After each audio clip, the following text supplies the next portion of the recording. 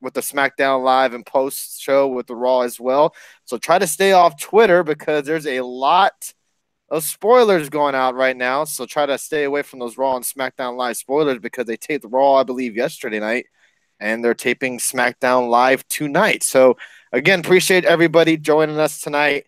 We appreciate everybody joining us in the busy Saturday evening.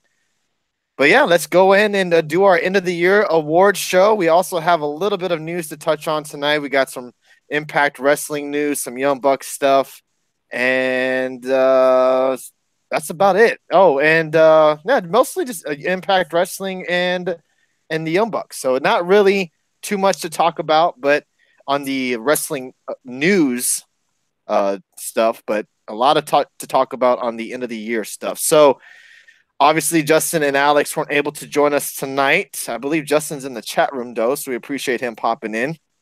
Let's get into some of these end of the awards show. So if you guys would like to chime in and give us your favorite pay-per-view, your superstar of the year, disappointment of the year, who you think will have a big 2019, go ahead and chime in the chat room while we give ours tonight. So we're going to go with you first, Dave. We'll get the negativity stuff out of the way. And let's go with the worst pay-per-view of 2018. And then we'll go with your best one after that. Backlash. Backlash. Would you care to elaborate on why Backlash was the worst pay-per-view of 2018? I mean, it was just bad all around, I thought. I mean, I believe it was this when it started, the Low Blow Fest. Wasn't that right after WrestleMania? I believe that's when this was. To give you guys just a reminder of what happened at Backlash, we had Ruby Riott take on Bayley, Seth Rollins take on The Miz, Nia Jax versus Alexa Bliss, Jeff Hardy versus Randy Orton, Daniel Bryan versus Big Cass, Carmella and Charlotte, Styles and Nakamura, Strowman and Bobby Lashley took on Owens and Sami Zayn, and Roman Reigns took on Samoa Joe. The Styles and Shinsuke match ended in a draw. Yeah. Oh, that was the draw one? Was that the double low blow? Not too sure about that one, but yes, that was it ended in a draw, and it was a no disqualification match. How about that? Oh, okay. It was no DQ match. Okay. Yeah, but this was also the pay-per-view, like, right after the shakeup, and people were still on the same brands, I believe. We were talking about the shows will start to get really good. Joe's not going to win this title and all that going in, yeah.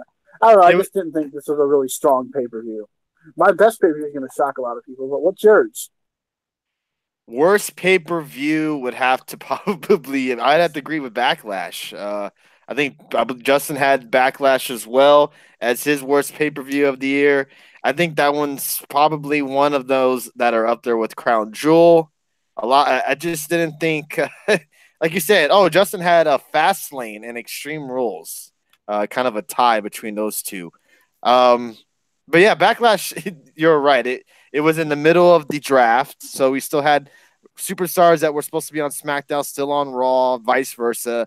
So you kind of knew that it was predictable. It was pretty much a predictable pay-per-view. Just the matches are underwhelming. Daniel Bryan versus Big Cass. I remember that whole feud right there. It was just not that good. It was not a great pay-per-view at all. So I would have to put that one up there as well. I'm trying to get Alex's up right now. So drop your favorite. What's up, Ed? How you doing? I'm curious to see what your favorite is. It wasn't a WWE pay-per-view. Mine wasn't either. My favorite one was NXT New Orleans. Oh, that's still WWE. Well, I mean, technically, yes, but it wasn't a WWE main roster pay-per-view. That I should say. There you go. Mine wasn't WWE at all. But my favorite pay-per-view of the year, everything, how it came together, I was looking forward to it. Wasn't sure if it was going to be streamed or not. I'm going all in. To me, that was my favorite pay-per-view of the year. Yeah, All In is easy. Yeah, I could see that. A lot of people probably have that as their favorite pay-per-view as well. So Monkey Mike says Backlash more like Trash Lash. All In says Michael Berry. Dominion says Bob Aruski. What about that one? That was good. Yeah, I mean, it was. I thought about that one too because that was the 60-minute 2 out of 3 falls match. Or we're not 60 minutes, but yeah, it was a 2 out of 3 falls, no time limit. Sorry. But yeah, I'm sure being there made it even better, Michael Berry. I can only imagine. Yes, so just all Alex had worst pay per view had Backlash as well. Best pay per view Takeover. Justin had SummerSlam. As a lot of people have SummerSlam as well as the best pay per view of 2018. Yeah, the only reason I went all in because just all the matches we got, all those once in a lifetime matches, and it was a lot of no BS, just wrestling. I mean, right. Type thing. I mean, the matches a lot of us were looking forward to, was I think Pentagon and Omega was really good, and then the Rhodes winning the NWA title. I mean, that was huge. But yeah, was Crown Jewel really a pay per view? It was more of a house show, I think. Yeah, I can. It was a special, so I mean, I guess you consider it as a pay per view because. I mean, it was 4 hours fucking long, so you have to consider it somewhat of a pay-per-view. But yeah, All In is a very popular choice as the best pay-per-view of the year. It's easy to pick that one because you had so many good matches on that card, and like you said, there was no BS. It was just matches upon matches. We didn't get no bullshit in between, so I can understand that. Or the outrageous moments like you were kind of mad about because if this happened in WE, the whole the dick thing, all the dicks coming out with Joey Ryan. Yeah. That's probably the only negative part of the show, I thought. But like you said, All In was pretty good. But NXT Takeover New Orleans was just top to bottom a really good show in my opinion. I was also there live, so that may add a little bit to it as well. You had I don't even know if I remember that card. That was so long ago. The ladder match, you had Almas versus Gargano. No, Almas versus Aleister Black. So you had a lot of good, and then you had the what was it? It was a street fight or the no sanction match with Ciampa and Gargano. So it was just an all around pretty good show, and also being there, like I said, probably added a lot to it as well. Dave, yes, match of the year. What was everybody's match of the year of 2018? Okay. Mine was Bound for Glory was also good. I'll give it to you that. Yeah, mine isn't a WE one. It's Tanahashi and Okada's draw. They did. I think I believe it was a 60-minute draw. Tanahashi and Okada. Yeah, the G1 finals. That match. It might have been a 30-minute draw. I can't remember. I think the finals was 60 minutes. But yeah, and that's where Okada or Tanahashi won and got his spot for Wrestle Kingdom 13. But yeah. That was my favorite match of the year. Wow. Okay. I went up online. I was kind of curious to see. I don't remember the card, but Royal Rumble was probably good. It's hard to mess that pay-per-view up. Yeah, I have to agree with you on that. Almas and Gargano says revisionist booking. That was a good one as well. A really good match. Match of the year: Gargano versus Almas, Philadelphia. I don't give a shit about what anybody else says. Excuse me. I went on good old internet, Googled matches of the year of 2018. And of course, they gave me the Wrestling Observer matches of the year. Would you like to know the top 10, Dave? I know what the 7-star one was already. 7-star was, well, the first like 6, 7, 8 matches are all New Japan. All New Japan. You got Omega. Number 1. 2 out of 3. Tanahashi, Ibushi, G1 Climax Final. Ibushi versus Omega. Ishii versus Omega. Takahashi versus Ishimori. Okada versus Tanahashi. Ibushi and Omega taking on Ospreay and Tanahashi. Tanahashi versus Okada. Ishii versus Goto. And then we got a WWE right here. Gargano, Ciampa, unsanctioned. And then he has the NXT TakeOver 6-way ladder match. And then it's nothing else but New Japan until we get to Almas and Gargano and Daniel Bryan and AJ Styles. Also got Velveteen Dream and Ciampa up there as well. Yeah, pretty interesting. Do you agree with that? A lot of New Japan matches were probably matches of the year candidates, top 10, top 5, all New Japan. According to him, I mean, according to the gospel. Yeah, I mean, Dave Meltzer knows all and sees all, so He's the one who watches. Well, he grades New Japan differently. I think all of us feel like that than he does anyone else. I mean, he gives them high honors, New Japan over everyone. I'm not saying he's wrong or right about it, but it seems like he's so harsh on WWE compared to how he is Japan. Not even 6 stars a WWE match could do. I don't know about that, man. It all depends on the story and how the match goes. Like my match of the year, I already know people are gonna hate on it. Probably say, "What? How is that your match of the year?" But watching the match over today and remembering when I watched it the first time, I really enjoyed this match, and it was Ricochet and Adam Cole for the North American Championship. Really enjoyed that match a lot. Of course, there was Gargano and Almas, Gargano and Black, Ciampa and Gargano. The list goes on. You have Becky Lynch and Charlotte Last Woman Standing match, the triple threat match that we just had at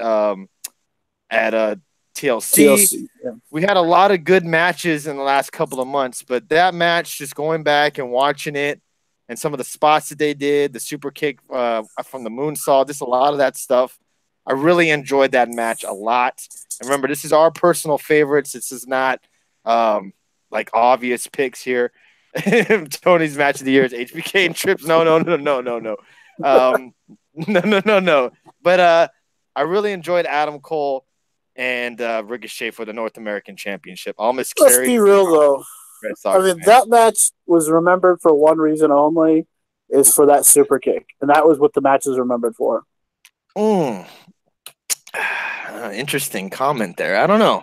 I think people mostly, they remember that super kick. I'm not saying it was a bad match, but most people remember, he did that Shawn Michaels super kick, like Shawn Michaels did to Shelton Benjamin. You know, everyone remembers that.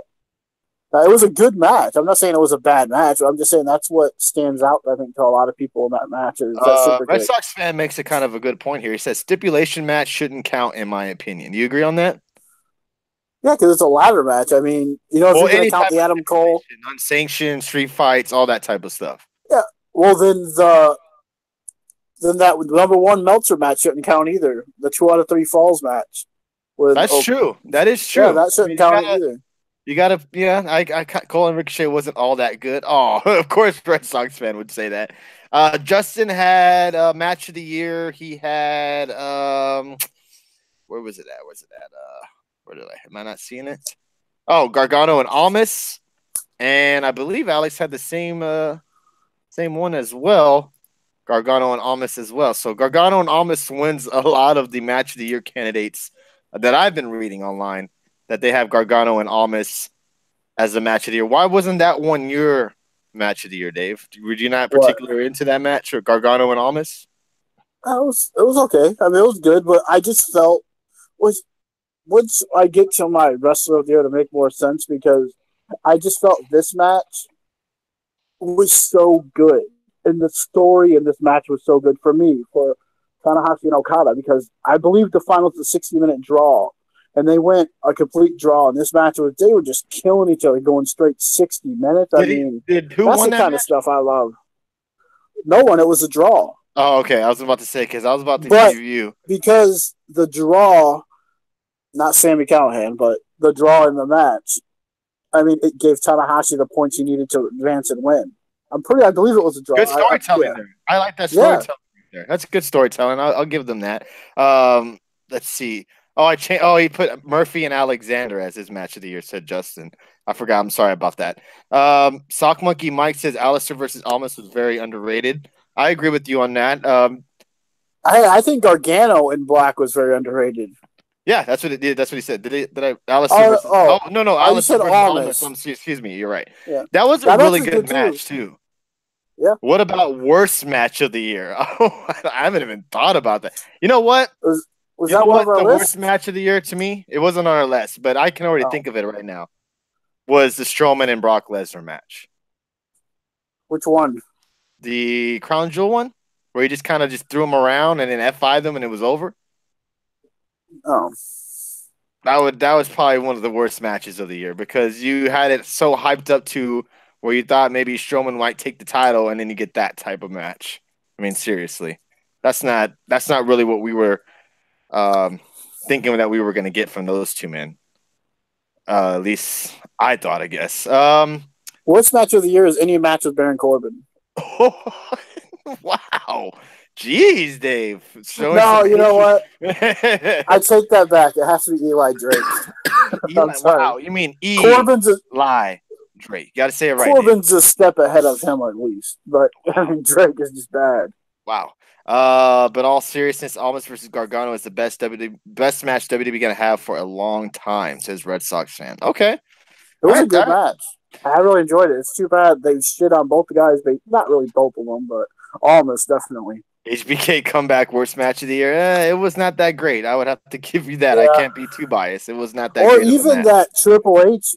You can even go there. I mean, even though he had nostalgia feeling Triple H and Undertaker. Oh, yes. But still, that match was just, I mean, yes.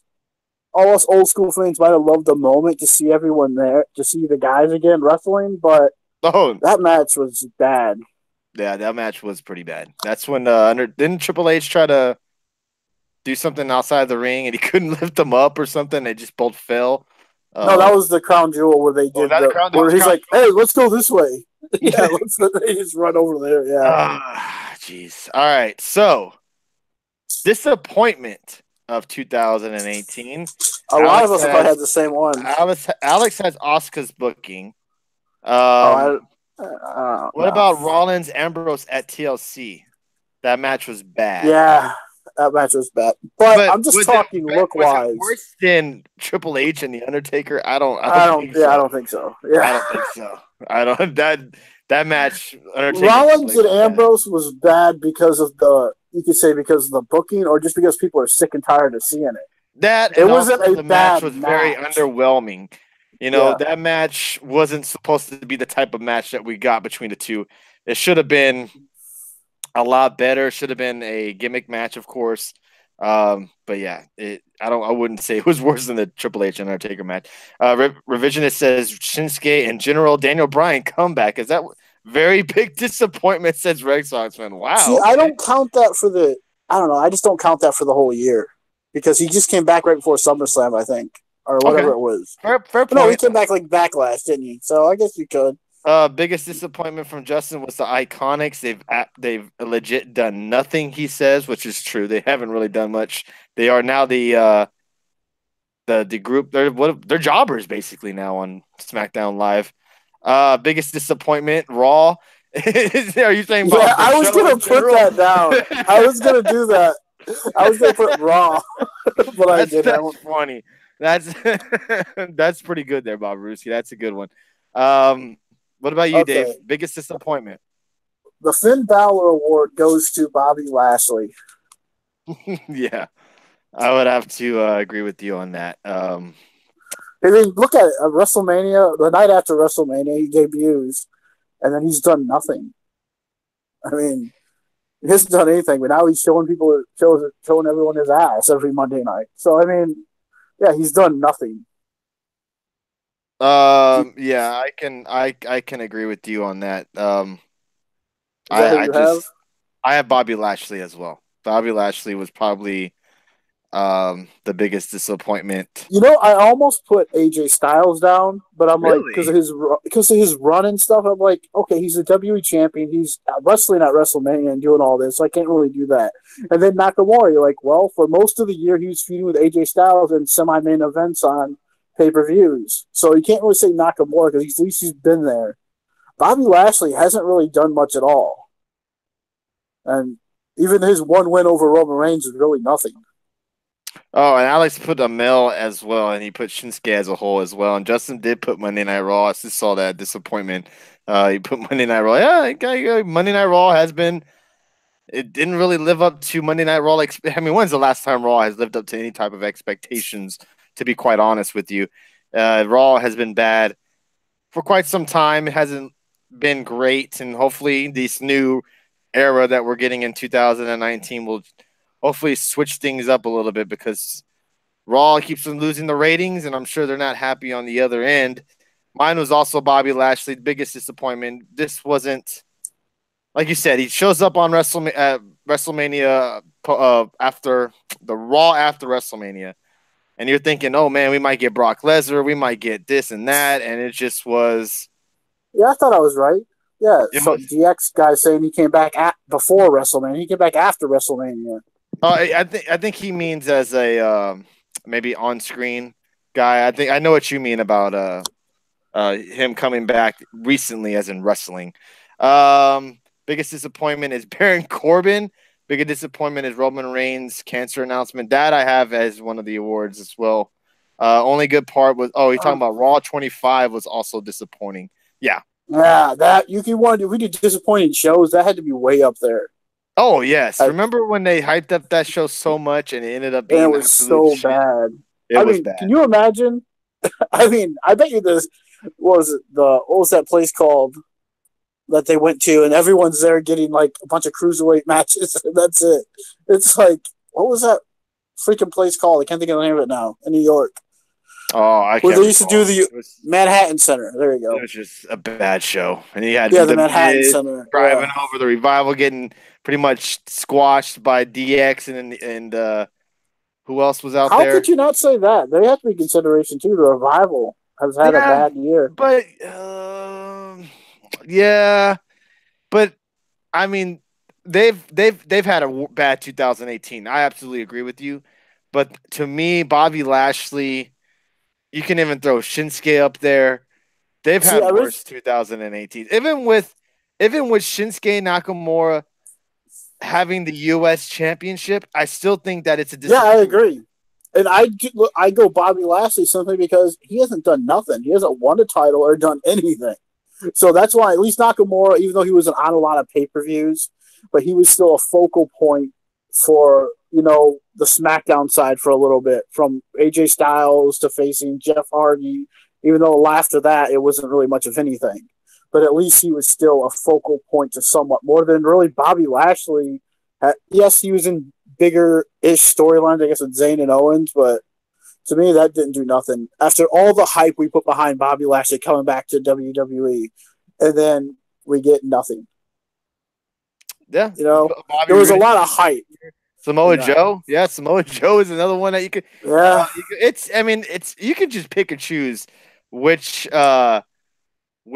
wrestler and on the Raw roster or even SmackDown that had a bad year, and you wouldn't be wrong, I don't think. If you pick Nakamura, if you pick Joe, if you picked Asuka, Bobby Lashley, Bobby Roode, I mean, the list goes on and on of the Revival, of just guys just getting wasted away on the roster. Speaking of wasted away, Zack Ryder, he had an interesting tweet out, what was it, yesterday, that he hasn't even had a match on Raw in 2018. So, I mean, he could even I know he's not a serious competitor on the Raw roster, but I mean, Zack Ryder you could put up there as well. Thank you, Ducks fan, for the super heart. Really do appreciate it. I don't know if it's his. I don't think you can blame him. We can't really blame the guys that disappointed. It's not their fault how they're booked. But to me, Zack Ryder can't even get booked on Raw. I mean, unless you want to count main event, because technically it's taped during Raw. Bayley and Sasha also had a bad year. Yes. But when has Bayley not had a bad year? I think she's had a bad year ever since she got brought up to the main roster. I just think that it's just been a tough year for a lot of people, and hopefully this change that we're apparently going to get in 2019 it works for a lot of these wrestlers that we're naming tonight. Just checking in. Can't stay long. I'm at the Ducks for Coyote. Oh, awesome, man. Thank you for checking in from the NHL game, man. Appreciate the Super Hearts as well. Biggest disappointment is the creative team, says Red Sox fan. Iowa next is Shawn Michaels' hair. What an asshole. Most of the guys just saying it's really not their fault. That's true, Red Sox fan.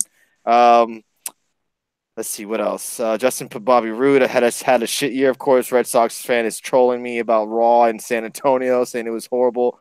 Bray Wyatt, also another disappointment. Yeah, but he was. Yeah, you can say that. Mojo Rawley. It's just Mojo. Oh, that's funny. That's hilarious. We have Twitter Bouncer has joined us. Thank you, Twitter Bouncer. Hope appreciate you joining the show. Thank Leo Rush. How about Leo Rush? Nah, Leo Rush. What has he done? Since he debuted on 205 Live and even on Raw, what has he done but lose? He's not undefeated no more. So I mean, he lost. I think he lost Would to like you say Noam he Dar. kind of rehashed Bobby Lashley a little bit? Kind of got him seemingly noticed again. He's actually getting heat when he really wasn't. Bobby Lashley to me has probably had the worst 2000. He had 18, excuse me. The Lashley sisters. You had him in a throwaway feud with who else? Oh God, what was him? Sami Zayn. Sami Zayn, then Kevin Owens. It's just been a shit show with Bobby Lashley. Well, that thing with Kevin Owens never really went anywhere because Kevin Owens had to leave right away. But yeah, no way, Jose. Street Profits, get out of here. Bad year as a wrestler versus a bad year as a wrestling superstar. Everyone can have a great year. That is very true. Revival and Sanity says Truth and Loyalty. Yeah, Sanity hasn't had the best year, man. See, I think when you see, I'm looking at this totally different. People are just saying people who have bad years not being used. I look at a guy like I think we both pick Bobby Lashley is simply because all the hype he had coming in and to do nothing. Now people are just saying they're disappointment of the year because they weren't used on TV. You know what? If you want to be completely honest, who's probably had the worst year is probably Shinsuke. You have this man. He has this big moment at WrestleMania. He's supposed to face. Yeah, but he had a WrestleMania match. That's funny. Award for a wait. They still work here. Round of applause for Bob Ruski. That was a good one. But no, Shinsuke. Yes, he had a match at WrestleMania, but how did it end? In a disqualification. No, WrestleMania. He lost clean at WrestleMania. Okay, I'm sorry. He lost to AJ Styles. Then for about 4 to 5 weeks, or seemingly months, it seemed like you had him lose or have him get disqualified because he kept low blowing AJ Styles. Him punching someone in the dick was a storyline for like 4 months between him and AJ Styles. Then after that, you have him finally win a title, the U.S. Championship, and then he's hardly ever used. I mean, I can't even count on both hands on how many times he was on SmackDown. Probably can count on my one hand on how many times he defended the U.S. title. It's been a joke. He is one of the best wrestlers the WWE have. He was brought up with so much hype, and they just kind of just killed Nakamura, to be honest with you. I don't mean to be on this subject for so long, but you have a man who's won the title not used on the show at all. I don't remember anybody being like that. When you're the champ, you're on the show. Well, that's the hard part, too, with the show like SmackDown. We talked about numerous times, but they're only a 2-hour show. They can only fit so many people on so much. I mean, they only have so much time. And look, we haven't seen Randy Orton on SmackDown in at least a week or so. He wasn't on last week, I don't think. It's just been a joke how they've treated Nakamura, Samoa Joe, just hype or the entrance. Ooh, I don't. Are you really saying that Nakamura doesn't have it anymore, Red Sox fan? Because I don't believe you on that. I think Nakamura can have great matches with anybody on the WWE roster. Would you agree? If you give him time, like they did in the last match, they gave him time in the ring, like 20 minutes, 25 minutes to face Rusev and lose the match. They actually gave him more than 5 minutes out there to actually go out there. Because to me, Nakamura is a guy who needs not a long time, but if you give him a lengthy match, that will help him. Look how good him and Rollins' match was this year. I mean, that was a good match too. And then, yeah, you go by not letting him give enough time in the ring. But I do see what he's saying about the entrance, because from NXT, to the whole entrance was a big key where fans would just keep singing the entrance over and over. I can see that. Where was it really about hype him coming, or was it the entrance? Which I could see that. So basically, Red Sox fans is saying Nakamura don't fit in the main roster. So should he have stayed in NXT, you think? Maybe. I mean, some people, I know when Daniel Bryan was a GM, he kept saying he wanted Nakamura in the Balor's up there. I think maybe Balor was already up there, but I know he wanted a guy he felt like Nakamura was wasting away down there in a way because he should be utilized up here, but he's not really being utilized because Vince doesn't like people who can't speak English. The Reverend says Nakamura was beloved in New Japan and now isn't, but he has a greater exposure globally now. A plus. That's true. Mm-hmm. Great worker. No promo, says Red Sox fan. Yeah, I mean, what gets you over from Vince at least is you gotta go out there and have a promo, and that's something that Nakamura can't strongly do. Like some of the others that they have on the show. So yeah. Even Asuka's gotten better at her promos. So yeah. So just Nakamura in a whole has just been in a tough spot all year. So can't really blame him too much that he's been booked so shitty, but he's had a pretty horrible 2018. Moving on to man, here we go. We did Alex did male and female superstar of 2018.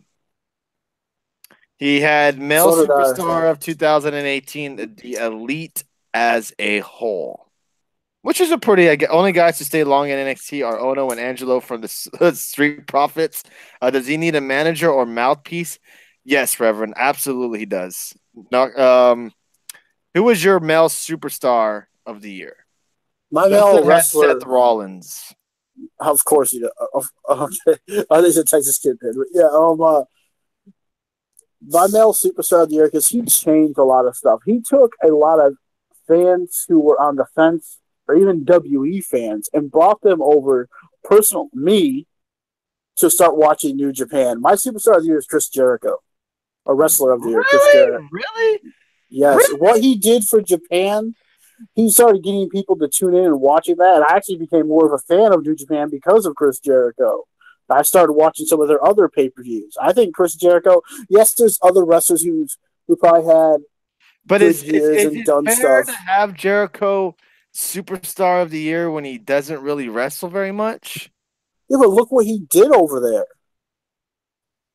I mean, he probably brought so many more viewers to Japan and watching New Japan wrestling and new fans from this year. And to be his year as a whole, to me, made him superstar of the year for what he did. Bob Ruski has Ishii. Am I saying his name correctly? Dave, you there? Yeah, I'm here. Omega says the Reverend as male superstar of the year. I'm gonna get heat for this, but I thought he had a pretty solid 2018. He kind of carried. I don't want to say carried, but he brought back that old school heat feel. I agree with Dave, but the Elite did something special this year. All of them, says Red Sox fan. Oh yeah, I agree with the Elite did, yes, but I'm just saying what Jericho brought so many more eyes to New Japan throughout the very first attack in the 2017, going into 2018. You know, he brought so many more fans to Japan, and then when him and Omega happened, Jericho. No one ever thought he would wrestle anywhere but the WE. And he shows up and has a match with Omega. Maybe it wasn't one of the best matches, but it was kind of an old school heel match. Okay. And then the stuff he did with Naito by winning the IC title this year, too. So, I mean, that was crazy in itself. I never thought he was going to win a title there. And I'm not going to say Corbin had him awesome. But he did have a pretty good 2018. I must say that, yeah, the GM role didn't work at first, but he played into that role very, very well. So I got to give him credit on that. The Elite had a fantastic year. All right. Cody, Young Bucks, Hangman Page, all those guys, Omega, they had a really good 2018 from All In to what they're doing in New Japan to establishing themselves by themselves, not having the machine, WWE, whatever you want to call them, promoting them and doing all this shit. So hats off to the Elite. They did a fantastic job doing all that stuff by themselves. And then look at Jericho. Also, he also had his little Jericho Cruise, which was a big success too this year. Right, bringing all these companies together, and I mean, to me, Jericho has just had a great 2018. At his age, look what he's doing. So that's why I picked him. A lot of people might disagree with me, but I'm just saying I agree with everyone on the Elite stuff. I've seen Alex picked it too, but yeah. And I see my female of the year. My male superstar is Shawn Michaels. Yes. No. Ciampa. Ciampa? Yeah. Okay. Think about the 2018 that he had. I know we're all tired of the Ciampa Gargano bullshit and the feuding that we've gotten with those two guys, but just think about the 2018 he's had since WrestleMania till now, where he brought back that old school type of that feel with the heat. The matches he had with Gargano and Black were pretty damn good. I just feel like he had a pretty strong 2018. A strong 2018. I'm not. I just complimented the Elite.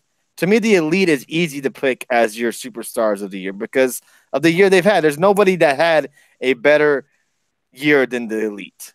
Maybe I mean, if you want to put Seth Rollins up there, or I mean, Seth Rollins killed it on Raw for quite some time.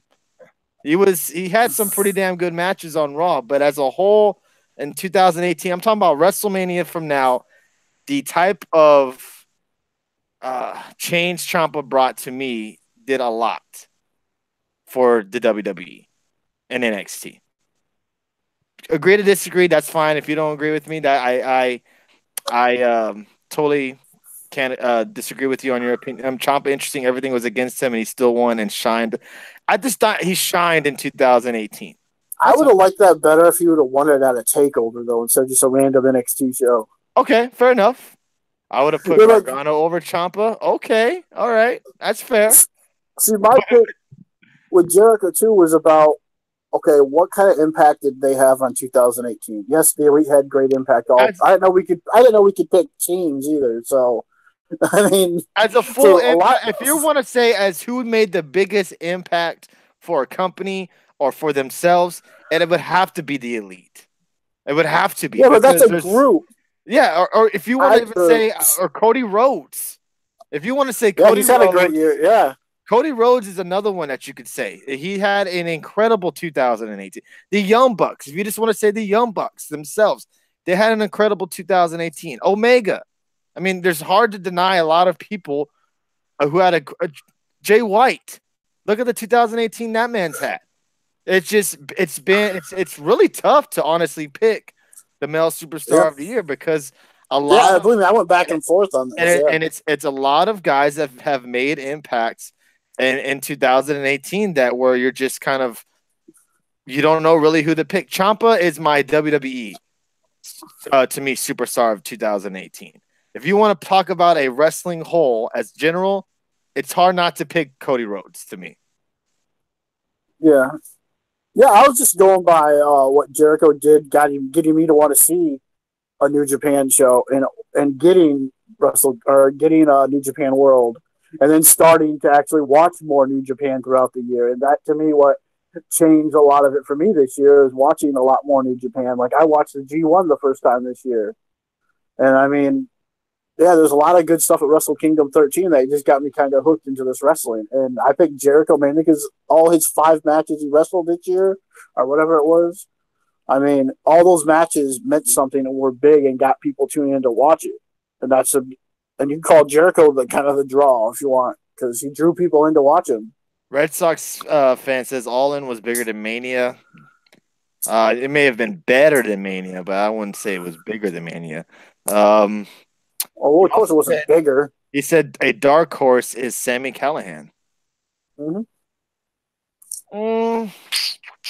Yeah, look at his year.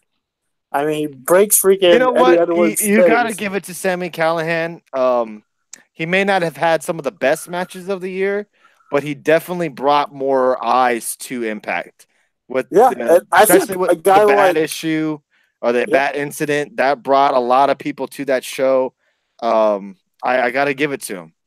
Yeah, I think you could even throw the other person that brought some interest, I think, was Brian Cage and Pentagon. Pentagon more than Brian Cage, I think. Okay, yes, sir. I think Cage had some great matches this year too, though. Oh yeah, absolutely. If you want to, Brian Cage has definitely had a tremendous 2018 as well. Hey, Peckinrod's in here. Peckinrod, you won the giveaway on last Tuesday, my brother. So please, I believe you have Twitter. At least I hope you do. Hit me up on Twitter. Direct message me, please. Your address. Well, Peckinrod makes it on Saturday. I'm glad to see you come in here, man. Appreciate that. All In had more hype than Mania. Okay, all right. I'll give you that. 2 promotions, including Lucha Underground, says the Reverend. I think he's touching on the on Brian Cage, or maybe even Pentagon. Or maybe even maybe in Callahan too, because he was at his time with Lucha as well. Yeah, Peckham 91. Yeah. So please, if you haven't already, get Twitter. Because I'm not sure if you have Twitter or not. I tried to @ you and I couldn't find anything with your name or Twitter handle. So please direct message me at HomieDeClown24 or get the tables if you don't mind by tonight, so I can mail you off. This is what you won. I know it's nothing crazy, but it's just a little steel cage challenge. You just plug it into your TV, little retro game here. That's what you won. So please direct message me your address tonight. I would really appreciate that. Sorry to interrupt. Okay, what about asshole of the year? Asshole of the year? What's the definition of asshole of the year? Austin Aries. I think he might enjoy that award right there. Yeah, he was a dickhead for the most part of 2018 with the whole incident he had. I noticed Impact and all that. Yeah, I can see that. Now, I noticed a lot of people agreed with I picked the same one as a lot of people in here for female of the year. So yeah, I'm glad I'm on good terms. Most improving comeback of the year, says the Reverend. Ooh, that's a good one. Enzo. Someone put Enzo. Yeah. Enzo is I don't want to touch too much on Enzo. You know, I'm curious. Oh, that's yeah. Big Cat. Oh, I mean, come on. I don't know, man. Can we just talk about seizure and shit? That's kind of, I don't know. But yeah, he not a good 2018 for Big Cass as well. That guy who gave a promise ring to Zelina Vega, yeah, a promise ring to one of the most beautiful women in the WWE. Asshole. That's funny. All right, so so I've seen a lot of people putting them in the chat for the female superstar of the year. What's up, Speeds? Thank you for popping in. I'm curious to know what you have. Tessa Blanchard. How do you know? Good, Speeds. Appreciate you just coming by. Thank you, man. Yes, I do. I picked Tessa Blanchard. Had a hell of a 2018, man. I cannot deny that. But she's undeniable. I've had my pick since, I would say, last month, and Alexa Bliss. Alexa Bliss is Shayna Baszler is my female superstar of 2018. She had one hell of a 2018. Carried. I'll say that one more time. Carried that NXT women's division, especially after the big hit they took. Yeah, but there wasn't much of a division. After Asuka left and then Ember Moon left, Shayna Baszler was the only one there. She still delivered every night on NXT. You cannot deny that. Against nobody, though. That's true. And Tessa Blanchard had a great year. I thought we were just doing WWE for the most part. I thought we were doing all over. I thought we were going all over. I thought the awards were about, I don't know, it was just WE. Tessa Blanchard had a damn good year. It's hard to not deny her as a 2018 female superstar of the year. She's had a great year. I just think Shayna Baszler's had just as good as a year as she has. Yes, she hasn't faced the talent that Tessa has faced on Impact, if you want to go that route, or on the indie scene. So it's a little bit unfair to kind of compare the two. I mean, look what Tessa's been doing all year. She's wrestling Brian Cage. She wrestled Brian Cage, I think, this year. Yeah, but it's not fair to compare and contrast with Shayna and Tessa, because Tessa has typical WWE heel. There you go. Shayna's Tessa has more of the freedom to be able to wrestle wherever the hell she wants. Shayna is stuck on NXT, facing who she has to face. And when she had Kairi Sane or Ember Moon or if you want to throw an Oscar before she left, yeah, that was it, I guess. She had damn good matches with the ladies. That's all I'm saying. Oh, Dakota Kai, my bad. You can't forget Dakota Kai as well, the little feud that she had with her. She delivered. She was that badass heel on NXT. Now, Tessa Blanchard, like I said, has had a good 2018. I'm curious to see how 2019 lines up for her. Like I said, I had Shayna Baszler picked for a while now. that's the thing. I don't give Tessa bonus points for wrestling dudes when WWE women can't. Yeah, that's fair. I agree with you. How is that relevant? Because in a way, because it's not Tessa's fault that she's allowed to go wrestle where she wants and Shayna can't. But see, here's the thing. That's why a lot of people with Tessa, you get those dream matches. You know, you get her facing all the women from the top promotions all around the world. Where with Shayna, she's kind of handcuffed and only can face who she can, who is picked in front of her. You know what I mean? Baszler could have some hell of a matches with anyone on the main roster in the WWE. Yeah, but she hasn't. That's the point.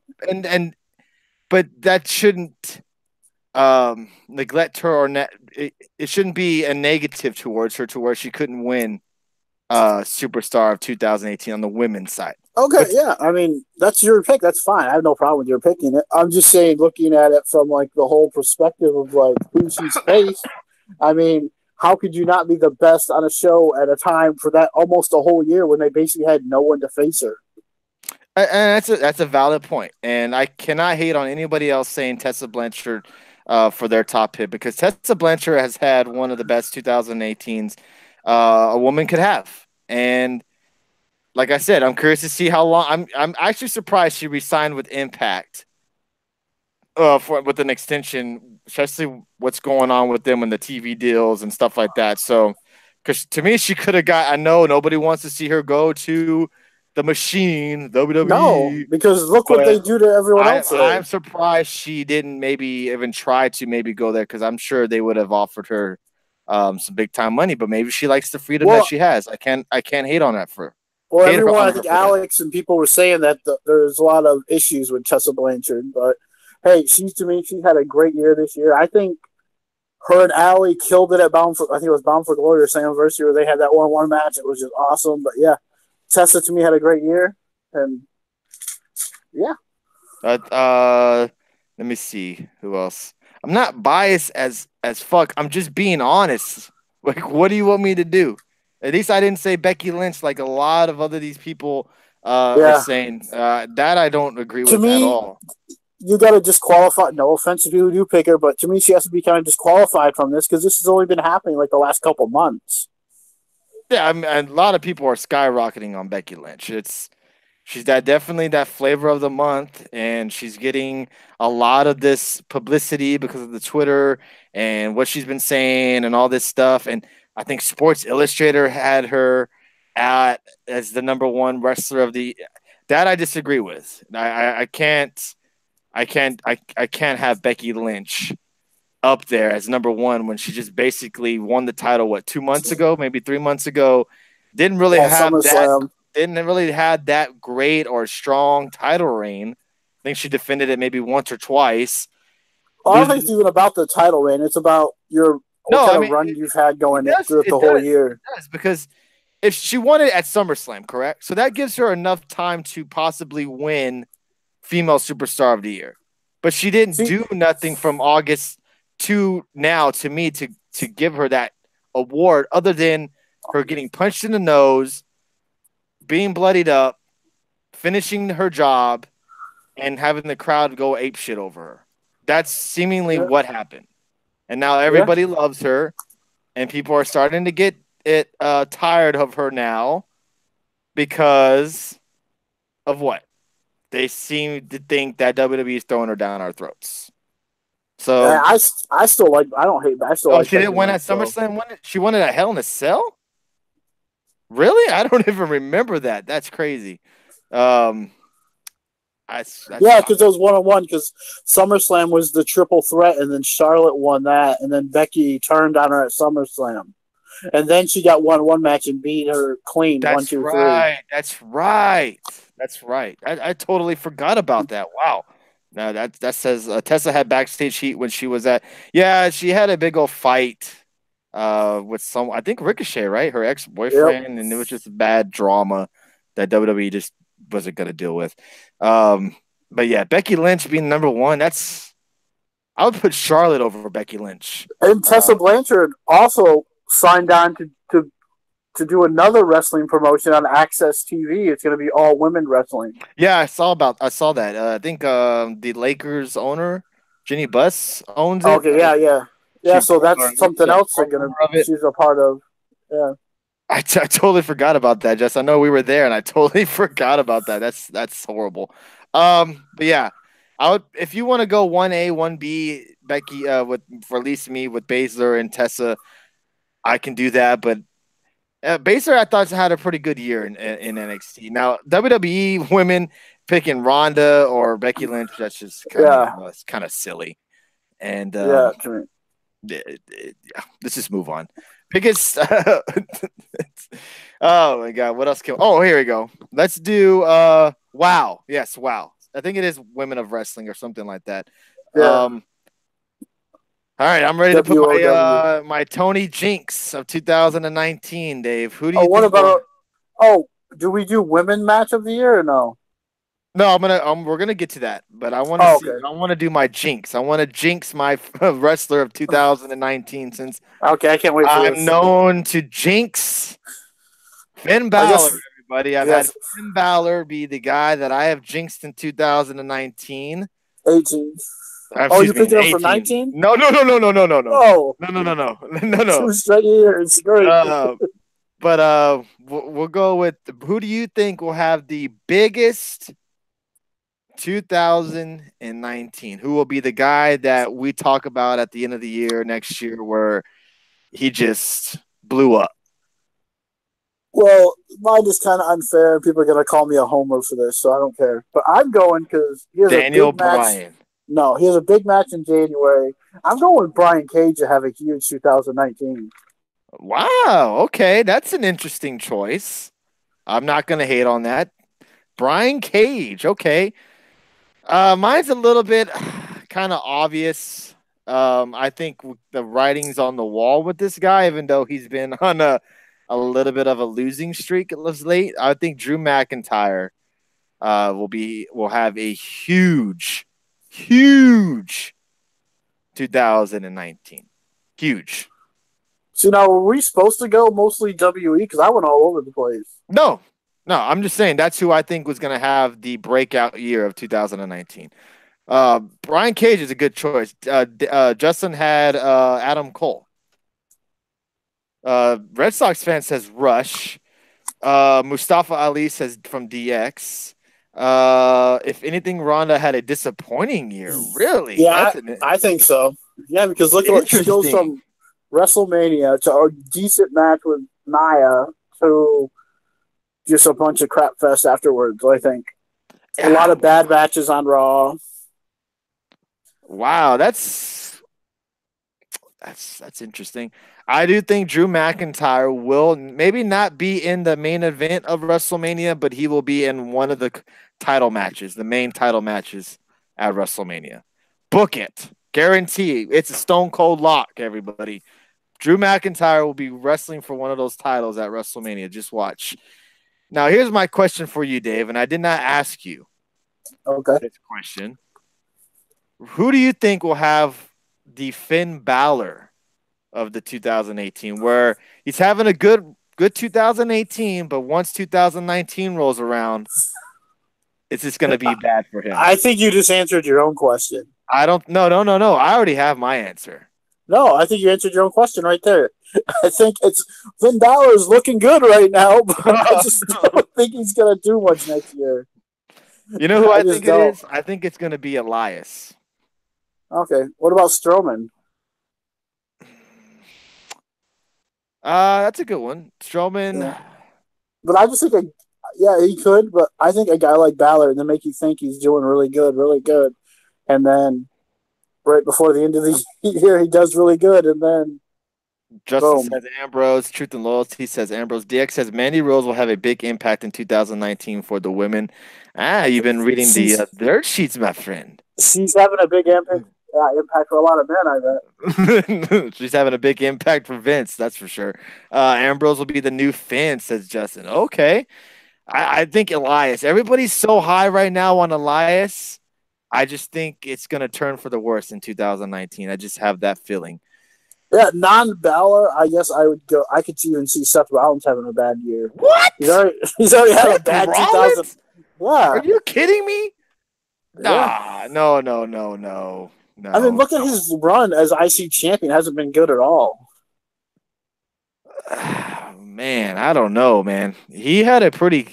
I know you're not a big Seth Rollins. I know you're not a big Seth Rollins guy, but you got to give him some credit. He had some pretty good matches on Raw against Dolph Ziggler the whole year. I mean, he had good matches. He had matches that left people talking about. So give me a match he had that wasn't with Dolph Ziggler, Finn Balor, or Dean Ambrose this year. Finn Balor. He had a match with Finn Balor for like 3 months. It seemed like. I'd give him that one. He had a pretty good showing against him. I know I wouldn't say that he would have a bad 2019. Thoughts on Apollo Crews? I would love to see him have. Is it still Apollo Crews or just Apollo? I think that goes for Bob Aruski's award. Was it guys that you're shocked is still that work there? I think that's what he put. I think Apollo Crews probably goes underneath that listing. No, to me, that's hands down has to be the Colognes. It has to be. that has to be the Colognes. Let's put the Colognes on a random Survivor Series match when they haven't wrestled on TV in like a year and a half or however long. You guys are still here? Yeah. Tony Rollins' best matches were all only with Ziggler this year. Okay. Fair point, y'all. I can't disagree with you guys on that. He did have some pretty good matches with Dolph Ziggler for the most part of 2018. He feuded with Dolph Ziggler for quite a while in 2018. Like the whole freaking summer. Yeah. All right, Dave. Big female. Who's going to have a big, huge 2019? Oh, we're supposed to do female too? Oh, I didn't know that. Big Impact on the female side. I'm hoping this happens because I really like her. I'd love to see Asuka have a great year, but I'm going to go with someone different. I hope Ember Moon has a good year. Ember Moon, okay. I like Ember Moon. But I also really like her entrance, too, so maybe she's an entrance girl. Not like Naomi, but I'm just saying. Not a Naomi entrance girl. Alex had Mandy Rose. Yeah, she's going to have a big impact, all right. Especially since, you know what? All these dirt sheets are coming out with her saying that. Yeah, that's easy to say that. I mean, look at Carmella, though. I mean, she was doing really bad when she was champion. Then she teams with R-Truth, and all of a sudden, she's really starting to get some good reactions and looking good out there, obviously. But Red Sox fan says Jordan Grace. Truth and Lois says Nikki Cross. Oh, Justin put Dakota Kai. Alex Kai. Has she been injured for like half the year? I'm not sure if she's actually legit injured. She's been posting pictures of herself on Twitter. Not so she can't be at the beach? Well, I mean, if she had surgery on the type of injury that she had, she wouldn't be doing the type of stuff that she would. Didn't she just have a meniscus tear, or was it more than that? Apparently, the gospel said that she tore ACL and she was going to be out for a whole year. All this kind of So how could she have a good? Okay, I get what you're saying. Okay, who knows? I agree with Red Sox fans. So maybe her. Red Sox fan says Jordan Grace can't wrestle. Yeah, he said Jordan Grace. Bob I agree with that. He would go with Sonya Deville. That's an interesting pick. Especially when she never gets on TV. DX picked Tony Storm. Yeah, I mean those are easy picks. Hey, what about Rhea Ripley? Yeah, he put DX just put Rhea Ripley too. You got these women who seem to be doing pretty well on NXT UK. Do you think they'll be moved up to the main NXT by the end of 2019? I don't know. Storm, maybe Rhea Ripley. Maybe I could see Rhea Ripley and Toni Storm possibly, but I think a lot of those people just love living where they're at, in the UK. I think that's key why the WWE went to the UK like this, so they can get people who don't want to leave the UK and still want to be at home with their family. Because who wants to move all the way to the US to be away from your friends and family like that? Yeah. That's a fair point. If you can stay there and do your thing and wrestle on some other shows, why not? Yeah, that's very, very true. Let's see. I disagree with Alex here on women's superstar of the year. He put Becky Lynch. I would have to do it. Yeah, I'd have to disagree with that. If we did it like a sidebar award, like moment of the year for me, it was seeing Asuka win the women's title at TLC, because I did not think I wanted her to win, but I just did not think it was going to happen. So I was so happy for that. Red Sox fan says Toni Storm won't translate to the main roster. She's going to be another Emma. Wow. If NXT UK gain more women wrestlers, maybe someone will move up. True Dave, Nick Miller left WWE because his family is overseas. Yeah, that's a good point, Bob Ruski, about if NXT UK doesn't gain more women, you probably won't see any of those two women probably get brought up anytime soon. Yeah, and also let's not forget what they've been doing recently. I don't know if I haven't watched a lot of it, but I've seen like the info on who's there. They've had Deonna Purrazzo there, Dakota Kai's been like there she's before. Going to be.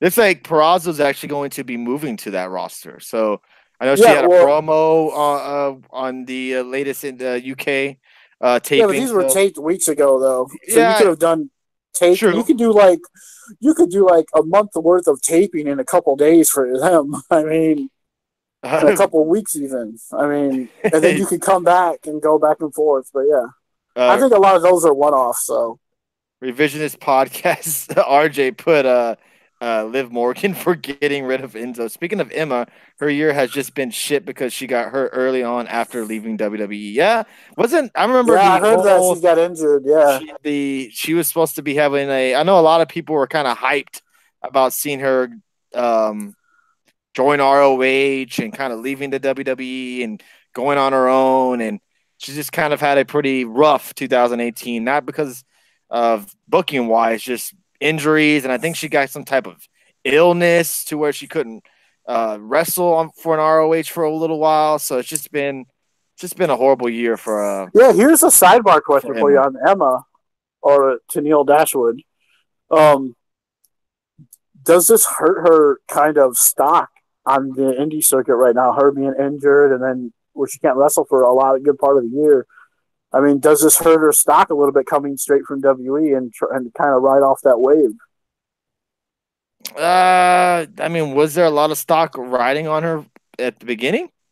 I think there was her coming straight from WWE and right to ROH. It seems like a lot of people were mad that Emma got released and then that they wanted to see her. And I think there was still a buzz around her at that time. I could be wrong. That's what I felt like. There was still a buzz to see Emma wrestle. Or Tenille Dashwood. Red Sox fan said no, it doesn't. Most disappointing woman in 2018. My pick earlier was between Sasha and Bayley. I put Bayley down on my paper. I think Bayley because her 2018 has been terrible, but you said she's been terrible for a while. So I think probably the biggest disappointment to me, and you can't. And to me, you like. Alex put it pretty good when he sent the rewards. Asuka, the booking of Asuka was pretty. Till recently, she's had a pretty shitty 2018. Yeah, but I don't think she's had the worst 2018 out of all the women there, though. I think the other women, like Sasha and Bayley, have been booked terribly this year. Definitely. A lot worse than Asuka.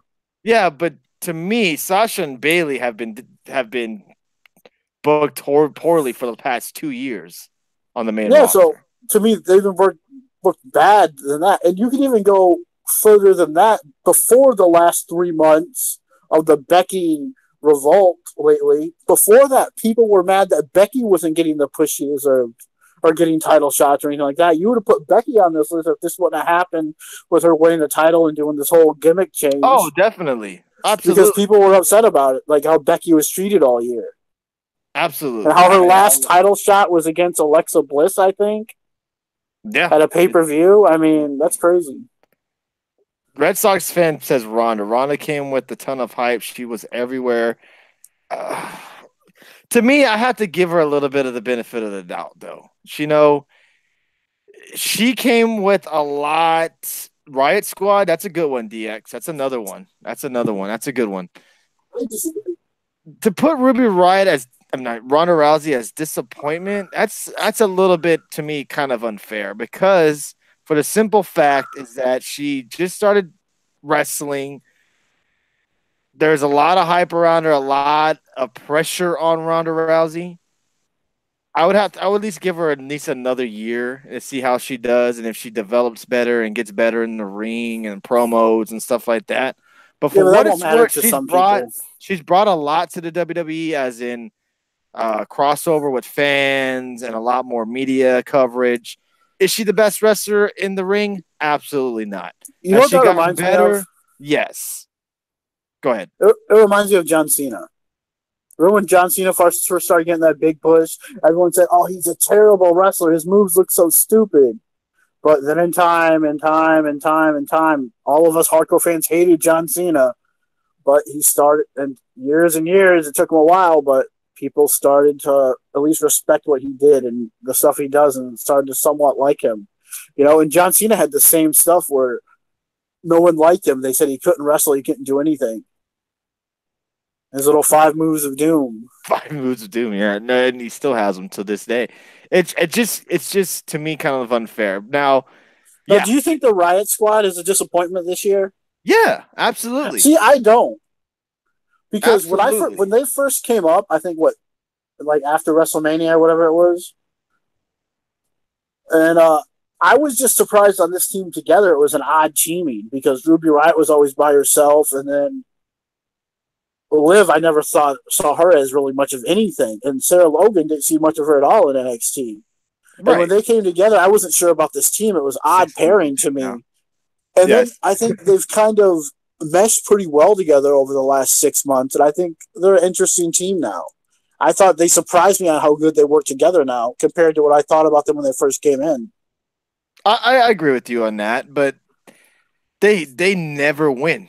I mean, she just fucking lost to Natty in a tables match. I mean, what more do you need for them to do on the show? Like, now we're hoping that, at least we're going to get Ronda and Ruby Riott. And that just basically means we're going to get Ruby Riott. You know, she's going to lose to Ronda. We just had them kind of feud just for a little while, too.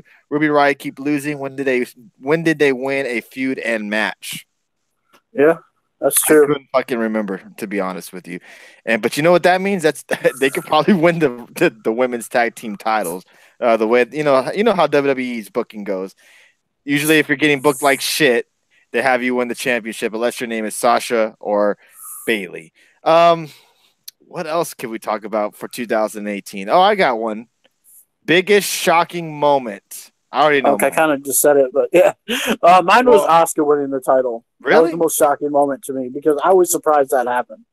To me, the biggest shocking moment was the Roman Reigns announcement. Oh, okay. Well, we're talking wrestling? I mean, we're going personal? Okay. Yeah, I mean, anything. I mean, that was a shocking moment in wrestling history, don't you think?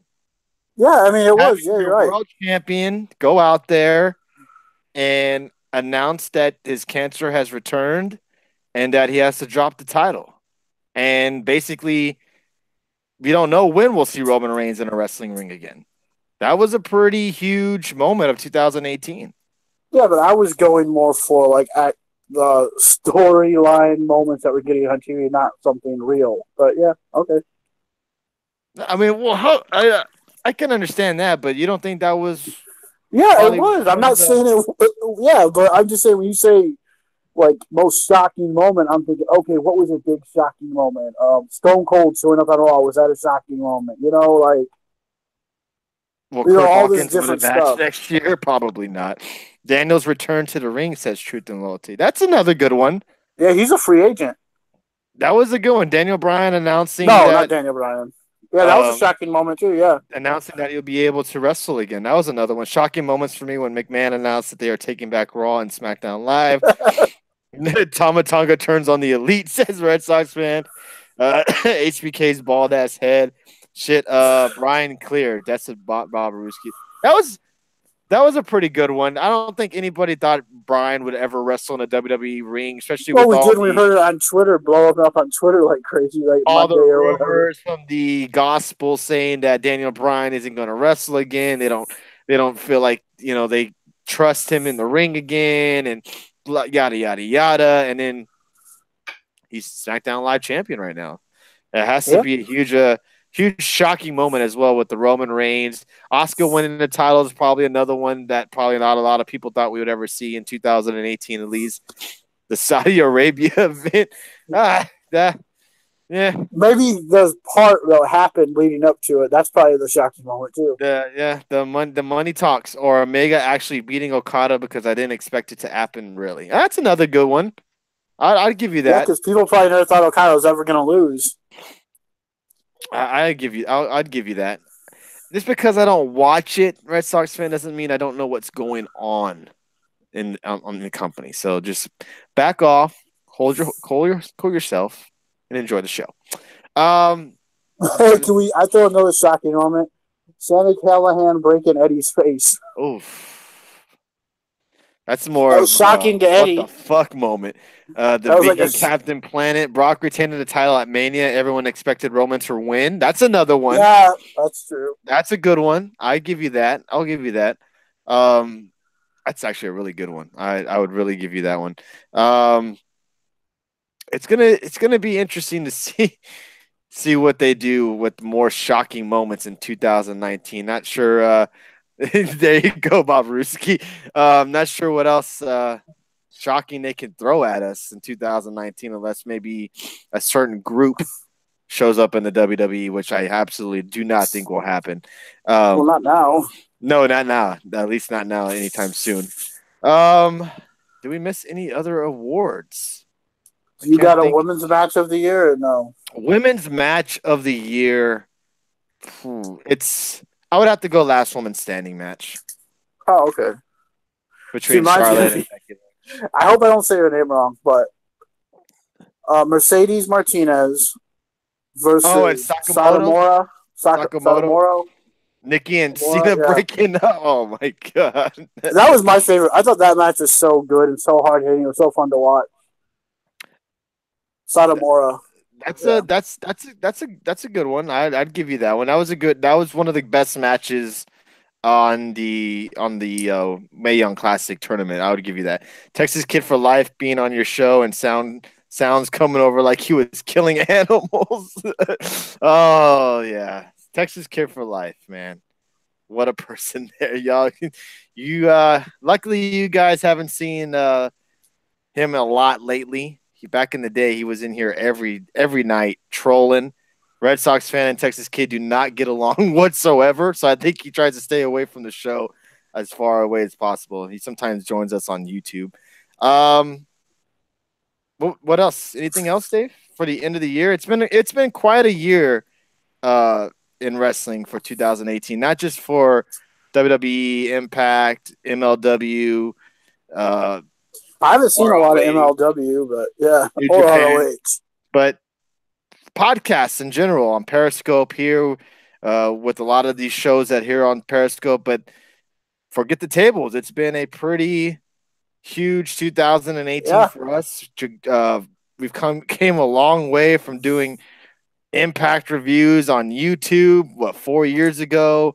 Not really taking this shit serious at all, to having over 1,000 followers on Periscope, over 100 subscribers on YouTube, 1,000 followers on Twitter. So it's been a huge 2018. We're really hoping that 2019 will be even better for us. We do have a lot of things planned, at least I do, to kind of expand the show. We would like to maybe offer some more maybe guest hosts here on Saturday night, maybe get some guys on here from other shows to talk with us about these dirt sheets that we do every Saturdays. Just shoot the shit with us, and a podcast coming as well in 2019. Not sure what we're going to be talking about. Not sure what kind of podcast it will be, but it's definitely going to be coming in 2019 with a lot of help from everybody who watches the show. You guys have helped us a lot with Speeds giving us this cool background, to helping me with OBS, to RJ and his comments and advice. And a lot of you guys have helped us along the way. Red Sox fan, even your trolling ass has helped us a lot too. So we do appreciate everyone's feedback, interaction. Y'all have made this show very, very awesome. Enjoy the hell out of the show and appreciate appreciate you Speeds for helping us out a lot with the show. And the moderators as well. You guys have helped us a lot in 2018. Bob Aruski, Jeffrey Cross, Red Sox fan, Adam Bomb, all the list goes on and on. We will be adding some more moderators into the chat, so don't be shocked when you come into the show and see that you're a moderator, because that just means we have trust and that we get the douchebags and assholes out of here. And we do appreciate every single one of you guys who come in here every Tuesday and Saturday night with us. I think that's pretty much all the tag teams. Oh, we're doing tag teams now? To me, tag team of the year is not in the WWE. Yep. It's not from the WWE, because to me, that tag team division there has been a joke for the most part, other than, sure, I could say the Street Profits, but that'll be just me being biased. But they haven't had the best 2018. That would just be stupid of me to say that.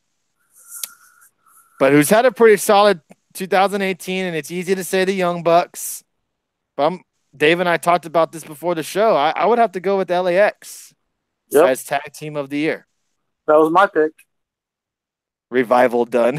Yeah, I wish I could say the Revival, man. I really do wish I could, because they're one of those tag teams that could be one of the best tag teams on the planet. It's just they get treated like absolute garbage. I mean, yeah, LAX has some interesting matches this year, from a barbed wire massacre to that messed up ring match that they had with the OGs. I mean, yeah, I think they've had some really fun matches this year. And then Homecoming, they're going to have, if this is happening before 2018, that might even be match of the year right now. But because that tag match against Pentagon and Phoenix is going to be off, that's going to be so much fun to watch. I can't wait to see that. Yeah, that match is going to be fantastic. Looking forward to that match. But yeah, and there's, you can say the Young Bucks, they've had a pretty good 2018. When did they not as a tag team? But, I mean, LAX has been doing a lot of good things over on Impact. If you do not watch Impact a lot, you probably haven't seen a lot of their great matches. But I would definitely check out Impact Homecoming if you're able to buy it. Of course, it's on pay-per-view. I would highly suggest you watch Homecoming. It's gonna be a really good show. You have the Young Bucks. And good luck watching the show after that. You have LAX taking on Pentagon and Phoenix. That should be one hell of a tag team match. Young Bucks by a long shot, greatest tag team ever, says Red Sox fan, and that's a fact. Believe that. Yes, we're gonna touch on that, Iowa Nick. They aren't tag team of the year, but what about the B team? What about the B team? Oh my gosh. I mean, I'm glad that they were able to be on Raw more than Zack Ryder.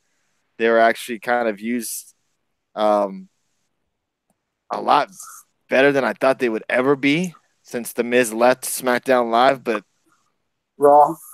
No, he left Raw to SmackDown Live. I don't think anybody cares about the B team, to be honest. Just to throw in a New Japan team, I'll say Evil and Sonata. What about that, Dave? Yeah.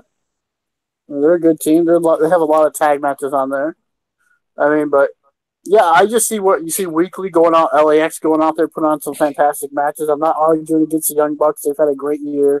All of them together have all had a great year. But I'm just saying, for a team that a lot of people might not know about, LAX is going out there on a low viewed show, going out there having some great matches. They should bring back the Major Brothers. The hell is that? I'm not sure who that is. Wasn't it Zack Ryder and was it Trent Beretta, I believe? I could not remember. The Bar has had a good 2018, but not tag team of the year. Gorillas of Destiny says revisionist booking. The Reverend says Undisputed Era. What about them? They're not a tag team. Well, the tag team. With yeah, but they're not technically. It's 4 guys. It's not a tag team. It's just you can't just say Undisputed Era. I don't think it's fair to count them as like a tag team, even though they're tag champions. I get it. If you still had Fish and O'Reilly as a champs, fine. Red Dragon, okay, yeah, they were a good tag team in ROH. But right now they're a faction. Okay. I mean, yes, I get you can say the same thing about the Young Bucks, I guess, because they're kind of an all elite, but they're mostly known as a tag team. The Ryder and Hawkins were called the Major Brothers. I thought they were called. Oh, was it Ryder and Hawkins? Oh, okay. Yeah, I thought they were called. I thought Beretta was in there too. Yeah, but on like Superstars, they used to come out, I think, as like the Major Brothers. I guess for some reason I thought it was Trip Beretta, but yeah. I could see how Undisputed Era as a tag team because they do only wrestle with the two same guys for the titles with Strong and O'Reilly. The Hardy Boys, no, not the Hardy Boys. They haven't been a tag team in a while. yeah, not the Hardy. I would no, not the Hardy Boys, not at all. I'm just going like official tag teams. To me, Undisputed Era isn't an official tag team, even though they're tag champions. Like the Young Bucks, they're a tag team. You know, to me, like Undisputed Era is just like a faction with the tag titles. It's like Evolution. Were they a tag team? No. Yeah, but I mean, they were a group that had the tag titles. To me, it would be different if they kind of like just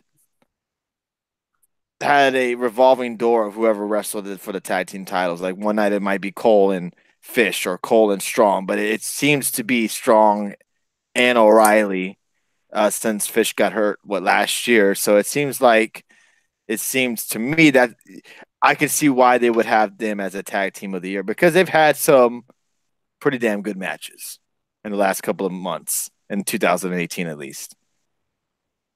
Let's see. Shitty year for tag teams overall. It ain't the fucking Young Bucks. I kind of won't say Undisputed Era because of the stable and also Bobby getting hurt being the OG tag. Okay, fair enough. Ryder and Hawkins were the edge heads. Only two wrestle. I agree with you, Reverend.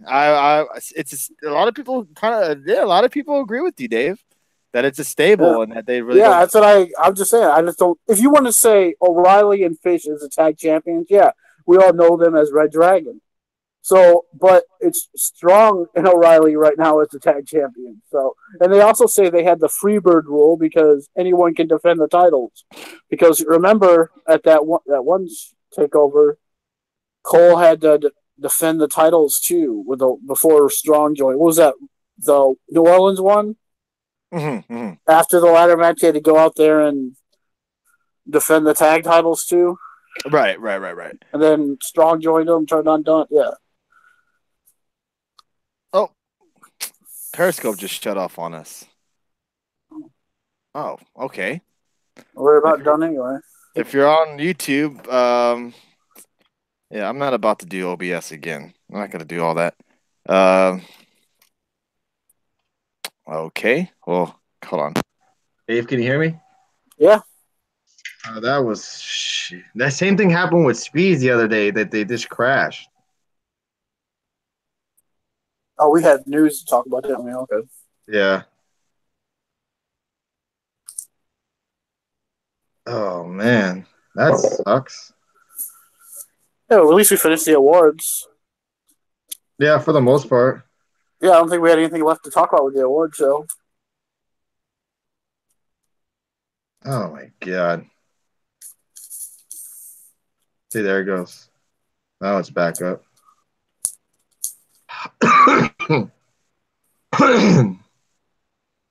Stupid.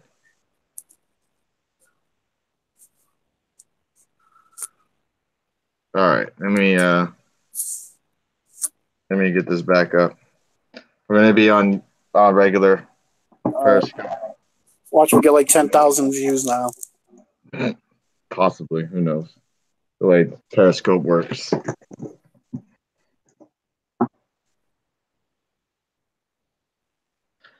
Okay, well, we are back on Periscope. I'm not sure what the hell happened. OBS crashed. Periscope crashed at the same time. I know this happened on Speeds' show on Thursday where Periscope just cut off. Thank you, Peck and Rod, for sending me your address on Twitter. I really appreciate that. We're actually conspiracy, man. I'm not sure what's going on. As you can see, all the background stuff in my house.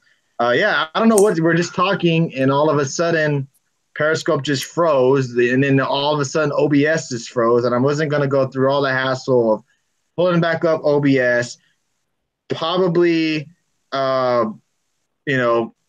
freezing it again. So I just wanted to come back on here. Holy crap, Cyborg got knocked out? Is that what I'm hearing? I don't know. Periscope's been having issues lately, but we just wanted to come on here and kind of wrap up our end of the year show. Yeah, I don't know what was going on. We were just talking, And so I don't know what y'all guys heard, or I'm not even sure what we were talking about before with tag teams of the year. So again, our apologies for Periscope or I'm not even sure which crashed. But we do have some wrestling news to touch on, and then we'll get into a little interesting tidbit that I found today. So Don Callis was interviewed recently touching on Impact Wrestling.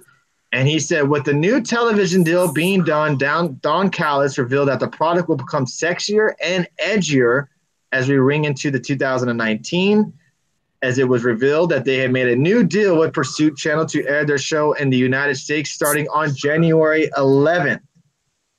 It also means a new night for the show as it's moving from Thursdays to Fridays. This week announced for our move from Pop TV, which was a greater partner for us. A lot of fans thought, wow, you guys should be on a different network with a different demographic. So we announced this week we're moving to Pursuit, which is an exciting thing for me. When you talk about how you deal with your content as a company, because our parent company, Anthem, owns not only the Fight Network and Game TV, they also own a significant stake in Pursuit. It's a great strategy move for us, and I think people are going to love to see a sexier, edgier, maybe even a little bit more hardcore Impact wrestling. I'm really, really pumped about that. I'm excited, but I will not be able to watch it because I don't have the channel. So, Dave, are you excited for Impact on Pursuit at all? Well, I don't have the channel either, but I do know their app is available and you can watch stuff on their app for free. So I'm guessing the Pursuit app is going to allow you to watch it for free. But yeah, unless they do what we were talking about before went on, like if they upload it like MLW does to YouTube, or if they even do next day viewing on their freaking GWN app, which would create a lot more interest in people downloading and getting that app. If you honestly do want to get the Pursuit channel, I have the channel, never heard until they announced it, never watched it before. Well, it's a hunting channel. So if you're not a hunter or if you're not into that type of stuff, it's not going to be, you probably never tuned into it at all. It would probably be something, I don't know. I don't know if it's extra on your programming. It is. I've seen someone post online that it's like $40 extra to get the channel in another package, someone said. Now, do you think this? To me, it's just an interesting move by Impact, and I don't want to get too much into it. It's just, I know that it's Impact. It's probably maybe all those name sources that were mentioned were a lie. Maybe it was kind of. Maybe it was the money.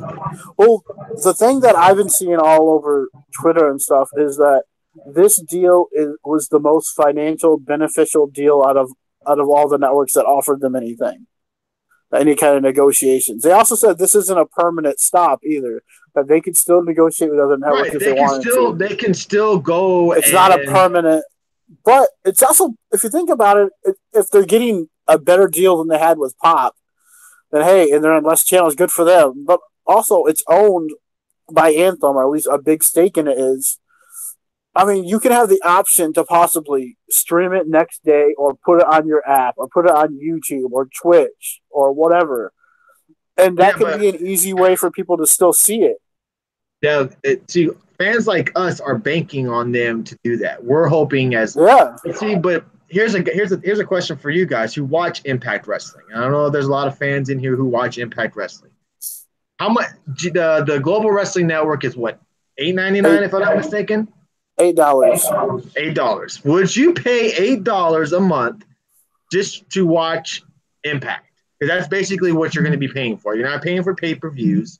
Yeah, you're paying $8 to see Impact you'll new get, episodes. You'll get just to see new episodes of Impact, basically. Because of course, if you're a huge Impact fan, you can watch throwback episodes. And they also upload those one night only pay-per-views and other stuff. I can see that, but you're not going to get pay-per-views. You're only going to get for the most part, you get Explosion. You're going to be paying for Impact if you want to see it. Yeah, but don't you think that's a fair bargain too? Though you get new episodes weekly if you get that. If they do it that way, you get new episodes once a week to watch Impact. I've said this for me. I've said this for a long time that I wish WWE did this, where they put new episodes of Raw and SmackDown on, but they have way better TV deals and streaming deals with Hulu to worry about. Impact doesn't have that. So if they uploaded their episode like even the next day on their global network app or whatever, global wrestling network, I mean I think it would garner more downloads and more people getting it just so you can watch it weekly. Yeah, but still, because like a fan like me, I'm not gonna go back and watch old Impacts. I'm not.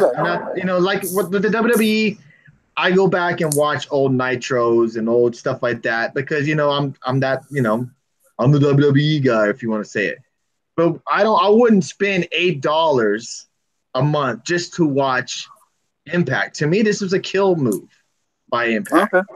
That's my opinion. I still think they'll put on good shows. We'll still get good matches, stuff like that. But you're losing half of your damn audience, Yeah, but if you're making more money from this deal, isn't that a better situation for you if you're getting a good deal money-wise? Sure. It's better than Pop because Pop wasn't paying them nothing.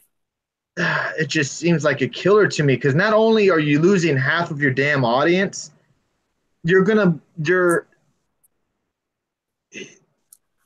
Oh, and here's another option for you. I don't know, man. It just seems like you're. Or you can wait the 10 days like they have it now. You got to wait 10 days for Impact to get uploaded on the app. And also they show, after 10 days, I believe, they show it on Pluto TV as well, too, which is free. Yeah, that too, Justin. That lost my train of thought there. Not only did you lose half of your audience, you're moving to another time slot and to me, a worse time slot. It just seems like a killer to me. Well, it's not worse because it's the same time.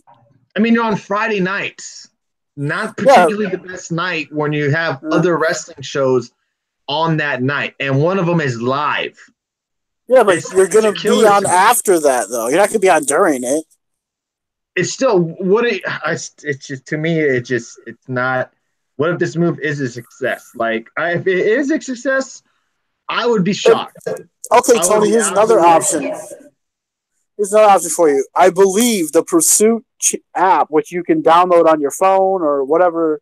I'm not sure if it's on Xbox or not, but it's on some other streaming devices. But you can download it, and you can watch stuff for free on their app. So if they're going to have it uploaded to their app for free, I mean, that'd be another great option for them. That people would download that. Danny, I sent out your T-shirt today, dude. So hopefully you'll be getting that. Jeffrey Cross, Truth and Loyalty, sent out your gift cards as well. So hopefully you'll get those at the end of the week as well.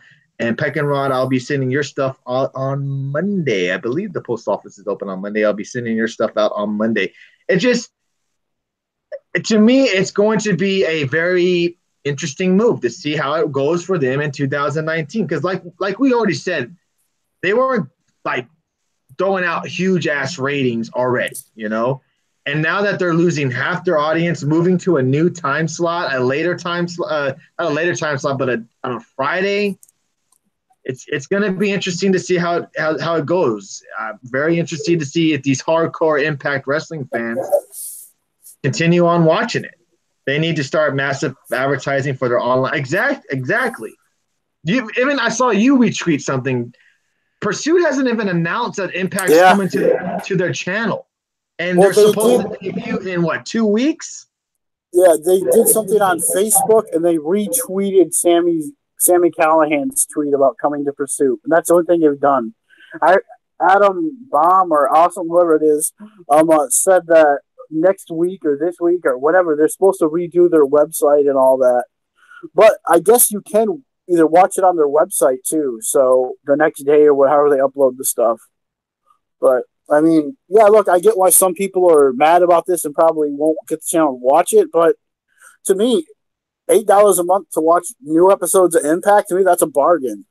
But that's basic. That's like you paying $8 a month to watch Raw. Just Raw. But if it was on the network, if it was on the network and wasn't, and you could watch it, for $10 a month. To me, yes, Impact doesn't have a lot of stuff on their app. Like you get free pay-per-views and all that. No, but I think I just don't see the why would a guy like me who's not a huge Impact fan but loves what they're doing on the product. Yeah, you pay $10 for shitty pay-per-views. Sure, if you want to go that route, sure, yeah, you pay $10 for shitty pay-per-views. But the WWE Network not only gives you shitty pay-per-views, but they give you loads and loads and loads of content. Am I right on that, at least? Would you give me that? But you also get I'm not sure what you get as in throwback pay-per-views. But you got other pay-per-views. If you do not realize this, people, and I don't mean to be an asshole, but Twitch shows you all the old Impact Wrestling pay-per-views. They basically show you a good portion of what you would get on the network on Twitch. Yeah, but if you're not a subscriber to their Twitch channel, then you get a bunch of ads during the whole thing. Yeah, okay, fair point on that. But many people still have cable in some cases. A guy like you who is all, yep, I'm all WWE biased. Yep, absolutely. I guess it costs to advertise too. They may need to generate money first so they can advertise. That's true. But Bobby Roosky's been telling me that basically Anthem is going to be rolling in all this money. Anthem is paying themselves. I don't watch Impact. You're right, Red Sox fan. I don't know what I'm talking about. I don't know any of the wrestlers on Impact. I don't watch it at all. Enough with the trolling, bro. I get you. I get it. I never said I didn't watch it. I said I'm not a huge I wouldn't spend $8 to watch Impact Wrestling. See, to me, I would. TV show. I wouldn't do that. To me, that's a good deal, if you ask me, because you're getting your stuff out there more. But yeah, I can understand why people say they don't want to pay $8 just to watch Impact. Well, there's just like WWE Network. There's how long has Impact been on? Like 14 or 15 years? They got all their pay-per-views up on there, I believe, and a bunch of Impact episodes, Explosion, One Night Onlys. Why do I care? Because and a bunch of other promotions too. If you haven't noticed, Red Sox fan, we were live on Thursdays and touched on Impact Wrestling. We had post shows. We actually enjoyed talking about Impact Wrestling on a weekly basis. And then they uppercutted us and changed time slots. And now they uppercutted us and hit us in the balls this time.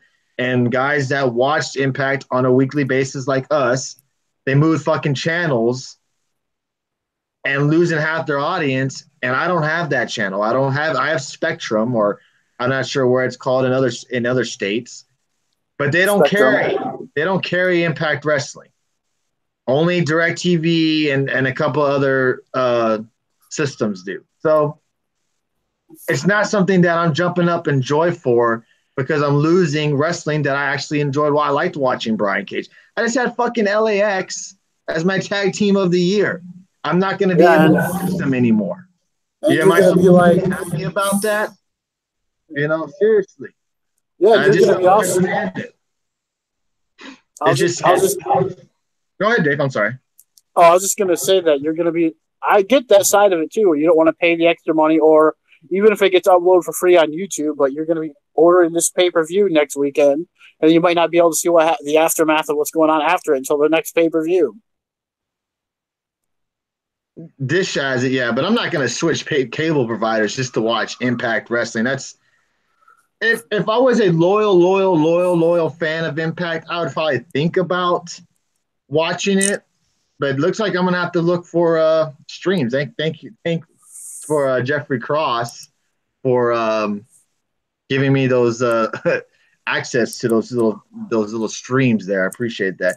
Google Watch Free Wrestling. It's there. Really? I had no idea. Yeah, I'm trying to be passionate about Impact Wrestling. Yep, absolutely.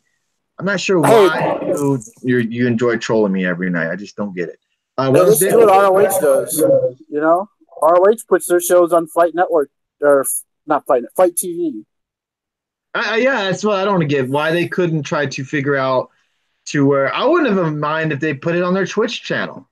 Next night have Impact Wrestling. You want to air Impact Wrestling on a Saturday night?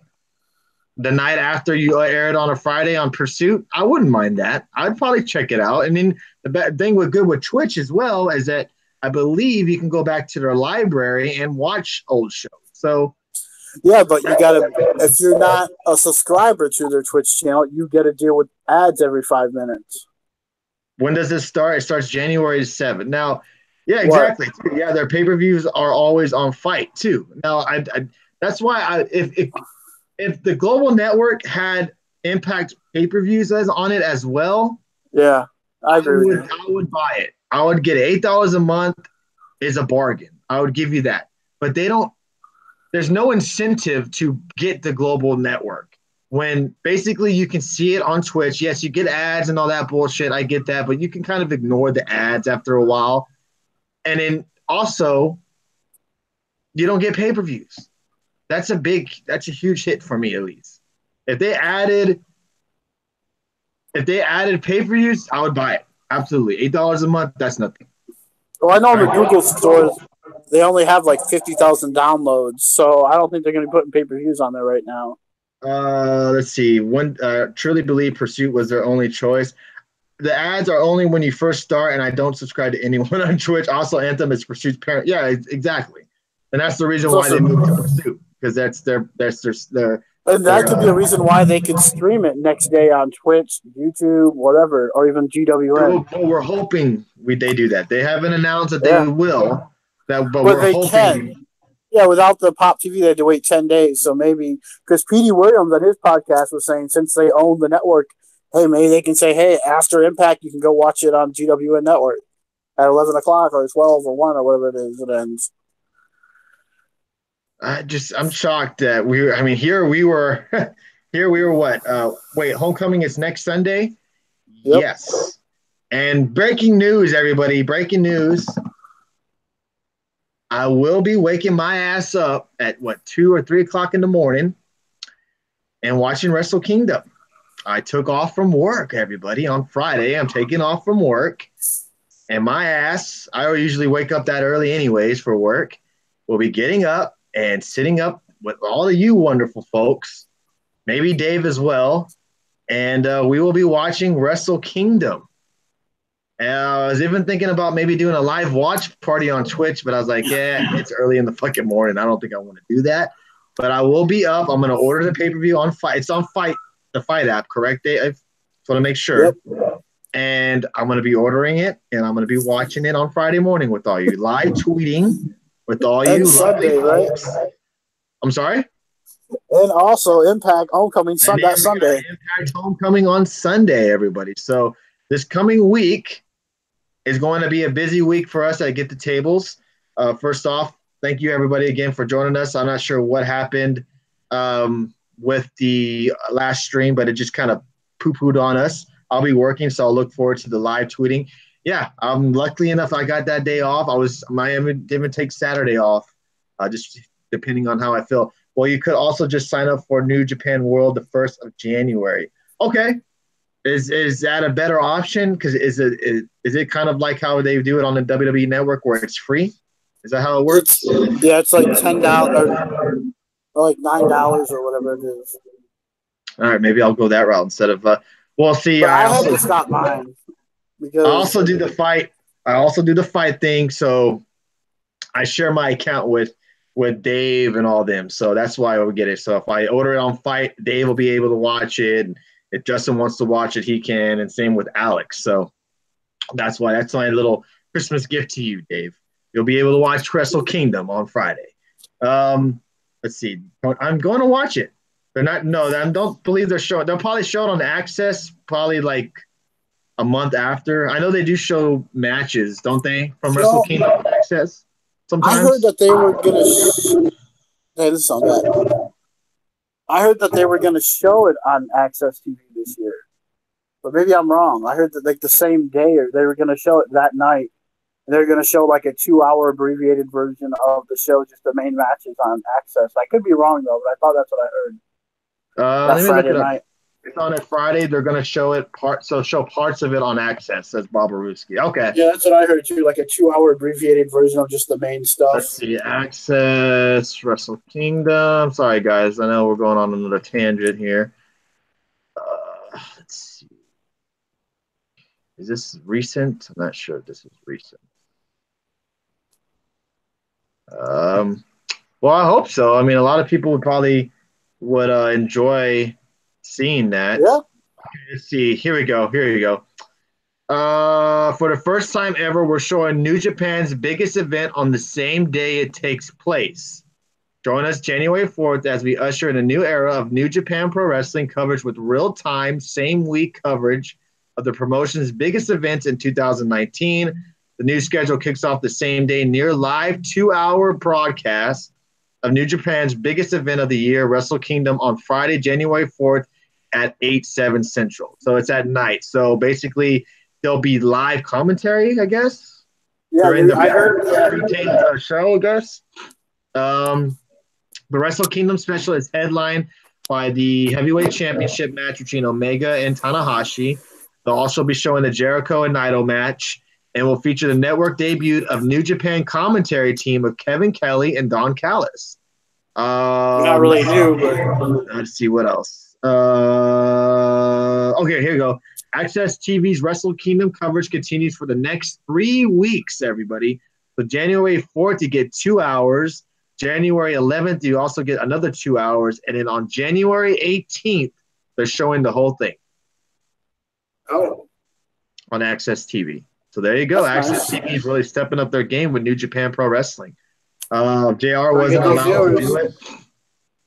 Yeah, so there you go. New Japan will be showing Wrestle Kingdom January 4th, 2 hours, January 11th, 2 hours, and then the whole event on January 18th. So mark your calendars if you're not able to watch it live this next coming Friday. I will be live tweeting Wrestle Kingdom. I'm very excited. I know I'm the guy that only talks about WWE and doesn't know what's going on in New Japan, and I don't stay up and wake up early and watch these shows, but I'm excited. I'm looking forward to a lot of these matches on the card. I know New Japan's pro wrestling storytelling is by far better than WWE, according to the Gospel Dave Meltzer. So I'm looking forward to some of these matches that we're going to get. We'll probably touch on it on Tuesday night show. But it should be fun. And I do hope everybody will wake their asses up early, enjoy, and watch it with us. I'm just kidding. I know a lot of people have to wake up and work the next day. Is there anything else wrestling news related to talk about? Not really. I think we pretty much touched on everything. Just looking at the top-rated matches by Meltzer, just the 7-star match he gave. 7 stars to Omega and Okada. It's funny. He gave 5 stars to Ciampa and Gargano and Cole in the 6-way ladder match. If that means anything. Also, the Young Bucks tweeted out a countdown of when they are free agents. Do you think they'll make an announcement about All Elite Wrestling anytime soon, Dave? Maybe. No Lucha Underground news yet. Reverend. We haven't heard much about Lucha Underground. What about Pat McAfee reveals WWE offered him a multi-year deal and he accepted it? Any thoughts on him? None at all. I don't like him. Really? He's annoying to me. He's all right, I guess. He doesn't bother me that much. He's just going to be what I guess on the post show. I mean, the pre-shows on NXT. That's why I skipped that. He has quite a following, and he seems to know his stuff at least, and he seems excited. So at least he'll hopefully bring that to the show. Was NXT on this week at all? Yes. But NXT wasn't really much of anything other than Bianca Belair winning the Fatal 4-Way match. So she will go on to NXT TakeOver and take on Shayna Baszler for the NXT Women's Championship. Yeah, I wonder who's going to win that. You think Bianca Belair wins? No. Really? She's not going to beat your Wrestler of the Year.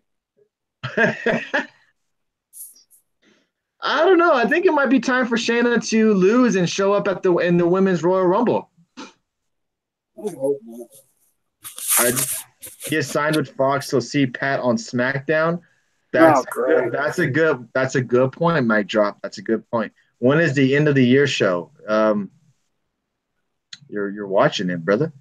We also had a Periscope before this one that kind of cut off in the middle where we touched on our superstar of the year and all that stuff, but it cut off. So we're just kind of going over it again and throwing out some wrestling news, which is not very much this week. I mean, wrestling news, honestly, was kind of slim. Not much to really touch. I mean, you got Tanahashi signed a new deal with New Japan Pro Wrestling. You got Beer City Bruiser signs with a new deal with ROH. Apparently, there's been a fatal four-way announced for Royal Rumble. If you want to know about that, Drake Maverick has announced 3 qualifying matches to determine the WWE Cruiserweight Champion, Buddy Murphy's challenger at challengers at Royal Rumble. So we have Kalisto taking on Lio Rush, Tozawa taking on Gulak, and Itami taking on Cedric Alexander. Yep. Any predictions on what you think will be the fatal four-way for the Cruiserweight title? I have no idea. But hopefully it'll be good. You know, I mean, those matches are usually pretty good out there. So I'm looking forward to Itami and Alexander. So that should be really good. But yeah, that's true, matches, it's a holiday week. Of course, no news. 205 have to do the most contender matches yet. Yeah, that's very true. So if Bianca loses, she is no longer undefeated. That is absolutely true there. Well, Rush will win, says Jeffrey Crop. Man, I would love to see Lio Rush win. I ain't going to lie. I'm a big fan of Lio Rush, and it'd be pretty cool to see him win the Cruiserweight Championship. But I also like Buddy Murphy. So I don't mind any of those competitors winning it, to be honest with you. I don't have a problem. Yes, sir. Do you think we see Christopher Daniels back? With ROH? No, with Impact. Because I guess he's a free agent. Impact would benefit from Christopher Daniels, but I don't know. Maybe. I don't see why not. I mean, the traveling wouldn't be bad for him, but does Impact – I know I just said they would benefit him, but do you want to see him in Impact? I think it would be cool to see a TNA original back there. You know, because Abyss and Sanjay Dutt are like the only ones there. Their style is so fast for Daniels now, probably, says Bob Aruski. How old is Daniels? He's like close to 50. No way. Yeah. No way. All right. This has got to be good. This has got to be 50, actually. This got it. That's if he is.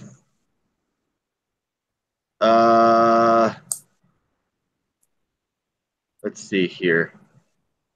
He's 48 years old. Wow.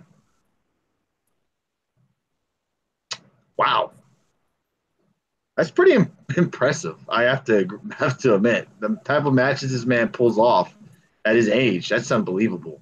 Even if he's not a wrestler, you know, bring him in as a producer or something backstage. That could really help.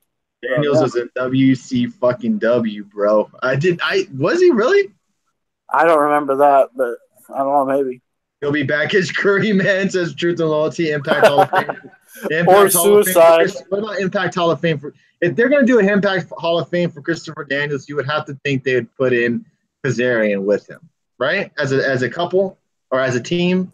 They don't need to be a couple, but yeah, Daniels did a lot of stuff for Impact. He's X-Division champion. I mean, he's a part of that classic match all of us talk about from being possibly TNA back then's greatest match with that triple threat match with Styles and Joe.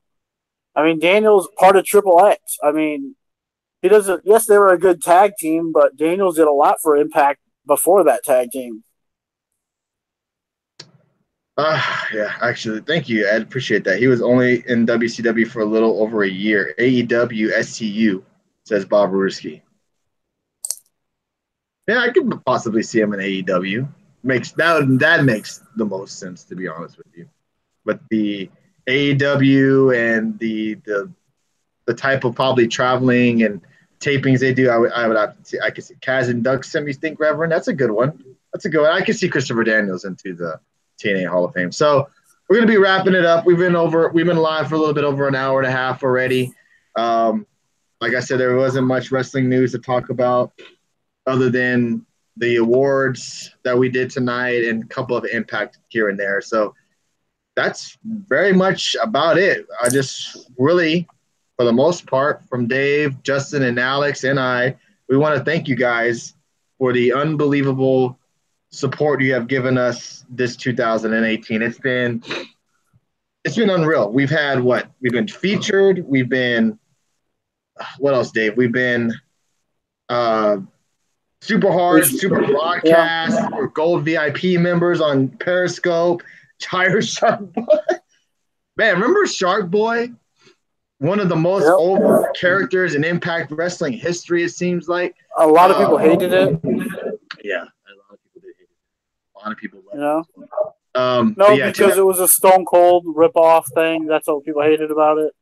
What? Yeah, I love Shark Boy. I didn't mind Shark Boy. I thought he was kind of funny. But again, thank you guys. Show, yeah.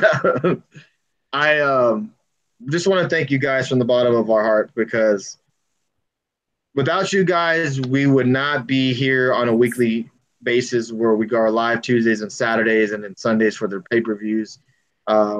We've met a lot of great and awesome people, not only the fans who come into the show, but other podcasters as in Speeds and Dr. Hugh, just to name a few. A lot of you guys, RJ, Michael Berry, who come in here and drop super hearts for us out of your own pocket. We really do appreciate that. The guys who have donated on our Patreon, who have subscribed to us on YouTube. It's just been an unreal 2018. It's very surreal. If you go back on our YouTube, I think Dave posted up.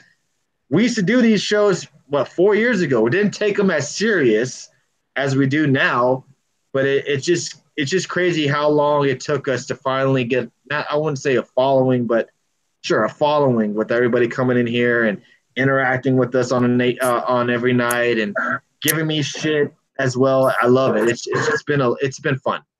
And we do hope everybody who joined the show in 2018 will jump with us in 2019 and join us on the ride. Like I said, there's stuff coming on in the future with us. Oh, I forgot to mention, told the wife that we were doing an end of the year show, and she went to our local grocery store, and she picked this up for me, the best of WWE. I just want to touch on this real quick, and I was reading through it, and they have for biggest breakthrough. They have Ember Moon, Velveteen Dream, Adam Cole, Shayna Baszler. Thank you for the entertainment. You helped me get through live listening to you guys. Thank you, Danny. Appreciate you with the nice little comment there. And thank you for dropping super hard earlier. But the thing I wanted to talk about was they had a section called Biggest Dream Matches. And they have 4 matches, dream matches. Shinsuke Nakamura versus Daniel Bryan. Finn Balor taking on The Undertaker. Oh, actually, it's Demon Balor taking on The Undertaker. Asuka versus Ronda Rousey. And AJ Styles taking on Seth Rollins. Now, out of all those matches, Dave, which one would you want to see the most? Probably Daniel Bryan and Nakamura? Yeah. Here's another little tidbit I had on OBS before OBS shitted on us. Superstars with the most TV wins in 2018. Can you guess who number 1 is, Dave? Roman Reigns. Negative. I'll give you one more guess. Seth Rollins. Seth Rollins, yes, sir. 35 wins. On most TV on TV, he had 30. You will not guess who's second. You will not. You will not guess. I guarantee you will not guess who's second. Brock Lesnar. Good try. One more. I'll give you one more. Nope, not the New Day. Nope. You will not. Nobody in here, unless you've seen it already. If you've seen it already, do not say it. If you haven't seen it already, there's no way you're gonna guess it. Nope, not the Miz. Nope. Not the Miz. You're gonna be shocked. Not Strowman. Nope. Charlotte. Nope. Okay. She's not even in the top 5, which is shocking. Nope, not the man, not Dolph. Nope. Finn Balor. Wow. Yeah, Finn Balor. 31 wins on TV. Doesn't that seem kind of wrong? Like, I don't remember him even winning that much in 2018. Yeah. Finn Balor. 3rd is Braun Strowman with 29. 4th, surprise. This is also surprising. Asuka. 26 TV wins. And last but not least, AJ Styles with 25. All I hear is push Finn Balor. Yeah. See, basically, Finn Balor has been pushed in 2018. Look at 31 TV wins. Look at that. Surprised me about Asuka because they haven't really made her lose a lot of matches. I was surprised Balor was number 2. Honestly. That's just shocking to me. I thought it'd be maybe Roman, Charlotte, Braun, at least. Or I don't even know who else you could throw up there, but Finn Balor, that's kind of just, and you just changed Balor again. Finn did beat Jinder 1,000,000 times. That is true. That's another good point. But wow, 31 wins. Do they count house shows too? No, this is all TV wins. I just don't remember him winning 31 times. That's just crazy to me. But it is what it is, everybody. So, again, we're going to wrap it up. Thank you again, everybody, for joining us tonight. It's going to be fun the next couple of weeks. It's going to be fun in the new year of 2019 because, like I said, 2018 was a wild ride, and we plan on continuing this ride in 2019. Saturday is going to be more of trying to get some guest hosts on here. So if you're interested in trying to shoot the shit with us and talk Raw or talk SmackDown, talk Impact, talk NXT, and want to give us your thoughts and opinions, maybe Speeds wants to come on here one night. You're more than welcome to. We would love for you guys to come on here, shoot the shit with us. All people are welcomed. Just hit us up in the direct mess in the DMs. Slip us a DM, and we'll work on things for 2019. Because for the most part, on Saturdays, it's just usually Dave and I. Sometimes Alex or Justin will join us, but mostly it's Dave and I. So if you guys want to come on here and quote unquote shoot the shit with us, and you know how it goes on our Saturday shows, we go through all the dirt sheets, get y'all's opinions and what you think of it, if it's bullshit or not, and then we touch on the other shows as well. So just let us know if you want to join us. It'd be more in the 2019 time frame. Nothing soon. I would like to get my equipment up better before I have some more guests on here. But that's something that I would like to get. Maybe Dr. Huge one night would like to come on here. I see Speed said he would be down. That'd be awesome. Maybe Silky too. It'd be cool to get some guys on here and get some different opinions every now and then. Yeah, Bob Aruski, Red Sox fan. You guys, Jeffrey Cross, JT, I see is in here. Reverend, if Drifting Loyalty, you guys have some opinions you want to throw out here. Adam Baum as well. He wants to. I know he comes in here and wants to talk Impact with us. Feel free to join us. It'll be more of in 2019 podcast. Not sure how we're going to run that yet. I'm trying to get the gears running and see how we're going to do it because I just don't want to have podcasts of reviews and stuff like that. But also have other stuff. No, we don't live in Houston. He lives in Houston. I live in San Antonio. That's like a 2.5 hour drive. But we live close. So the podcast, I would like to try to make it different, make it something not like post shows or recap shows, even though that would be part of the podcast. I would like to have something different. So if you guys have any ideas, just shoot them at me. But yeah, I think that's going to wrap up our 2018 show. It's been an unbelievable ride. Dave, Justin, Alex, I hope you guys are ready for 2019. And it's going to be a fun ride. I will be scoping on New Year's Eve at midnight to wish you all guys a wonderful, happy New Year's. Maybe see some fireworks popping off here in our neighborhood, but it's going to be an awesome 2019. Like I said, it's going to start off with me doing something I've never done and live tweeting a Wrestle Kingdom. I hope you guys enjoy that. Thank you, Peck and Rod. Thank you, everybody. Since we are the authority, we need to wear suits. That's absolutely right. Let's do a little shout out to Jeffrey Cross, Danny, Alice, Will Miller, Kevin, Truth and Loyalty, the Reverend, Spees, Peck and Rod, Justin, Kenobi, Ted, Bob Ruski, Joni Mania, JT, all the people who dropped Super Hearts, Juanito, Ducks fan, Dr. Hughes, all you guys who've contributed to this show. We appreciate you guys so damn much. Thank you so much for all your support. We hope to bring it even hardcore in 2019. Dave, any last thoughts before we end tonight's show? Just a big thanks to everyone who has been playing this show. And, a big shout out to a guy like Texas Kid who's been with us since the beginning. Since we were doing this show with someone else, when it was our little Google Hangout show. This all came together a weird way. Me and Tony were talking on Twitter one day and then said, hey, we should do a wrestling show on YouTube. So we did, and then this is what happened. We did different shows before, but now it seems to be working for us. We have tried to. No, he didn't die. He's still on Twitter.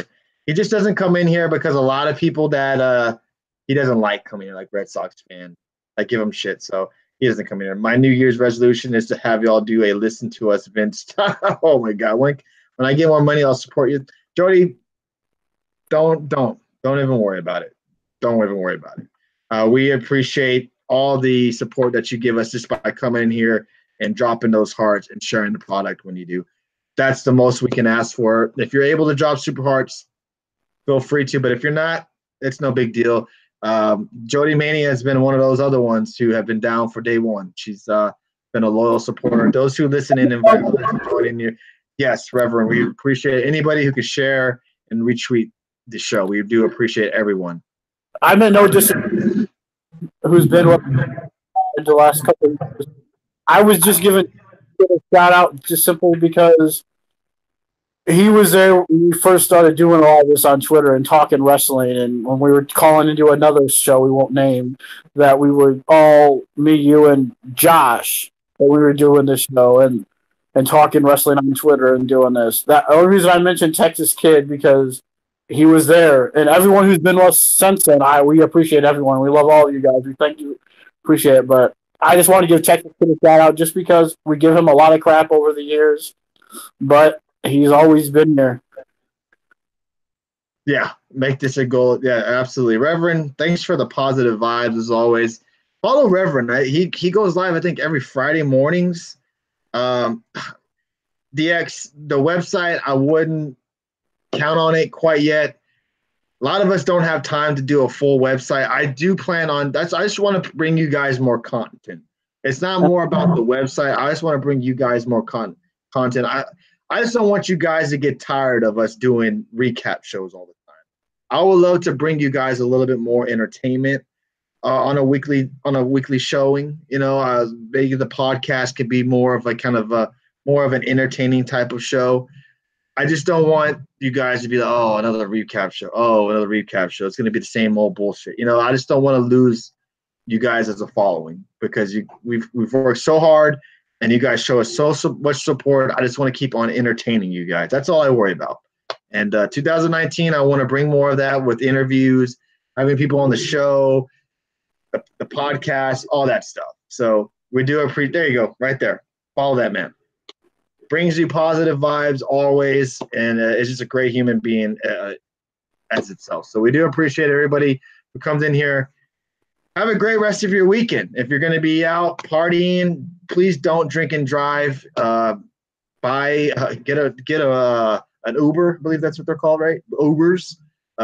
Do that, or if you're going to drink, maybe drink at home. We would love to see all of your lovely and beautiful faces here on Tuesday. We don't want to hear any bad news from anyone.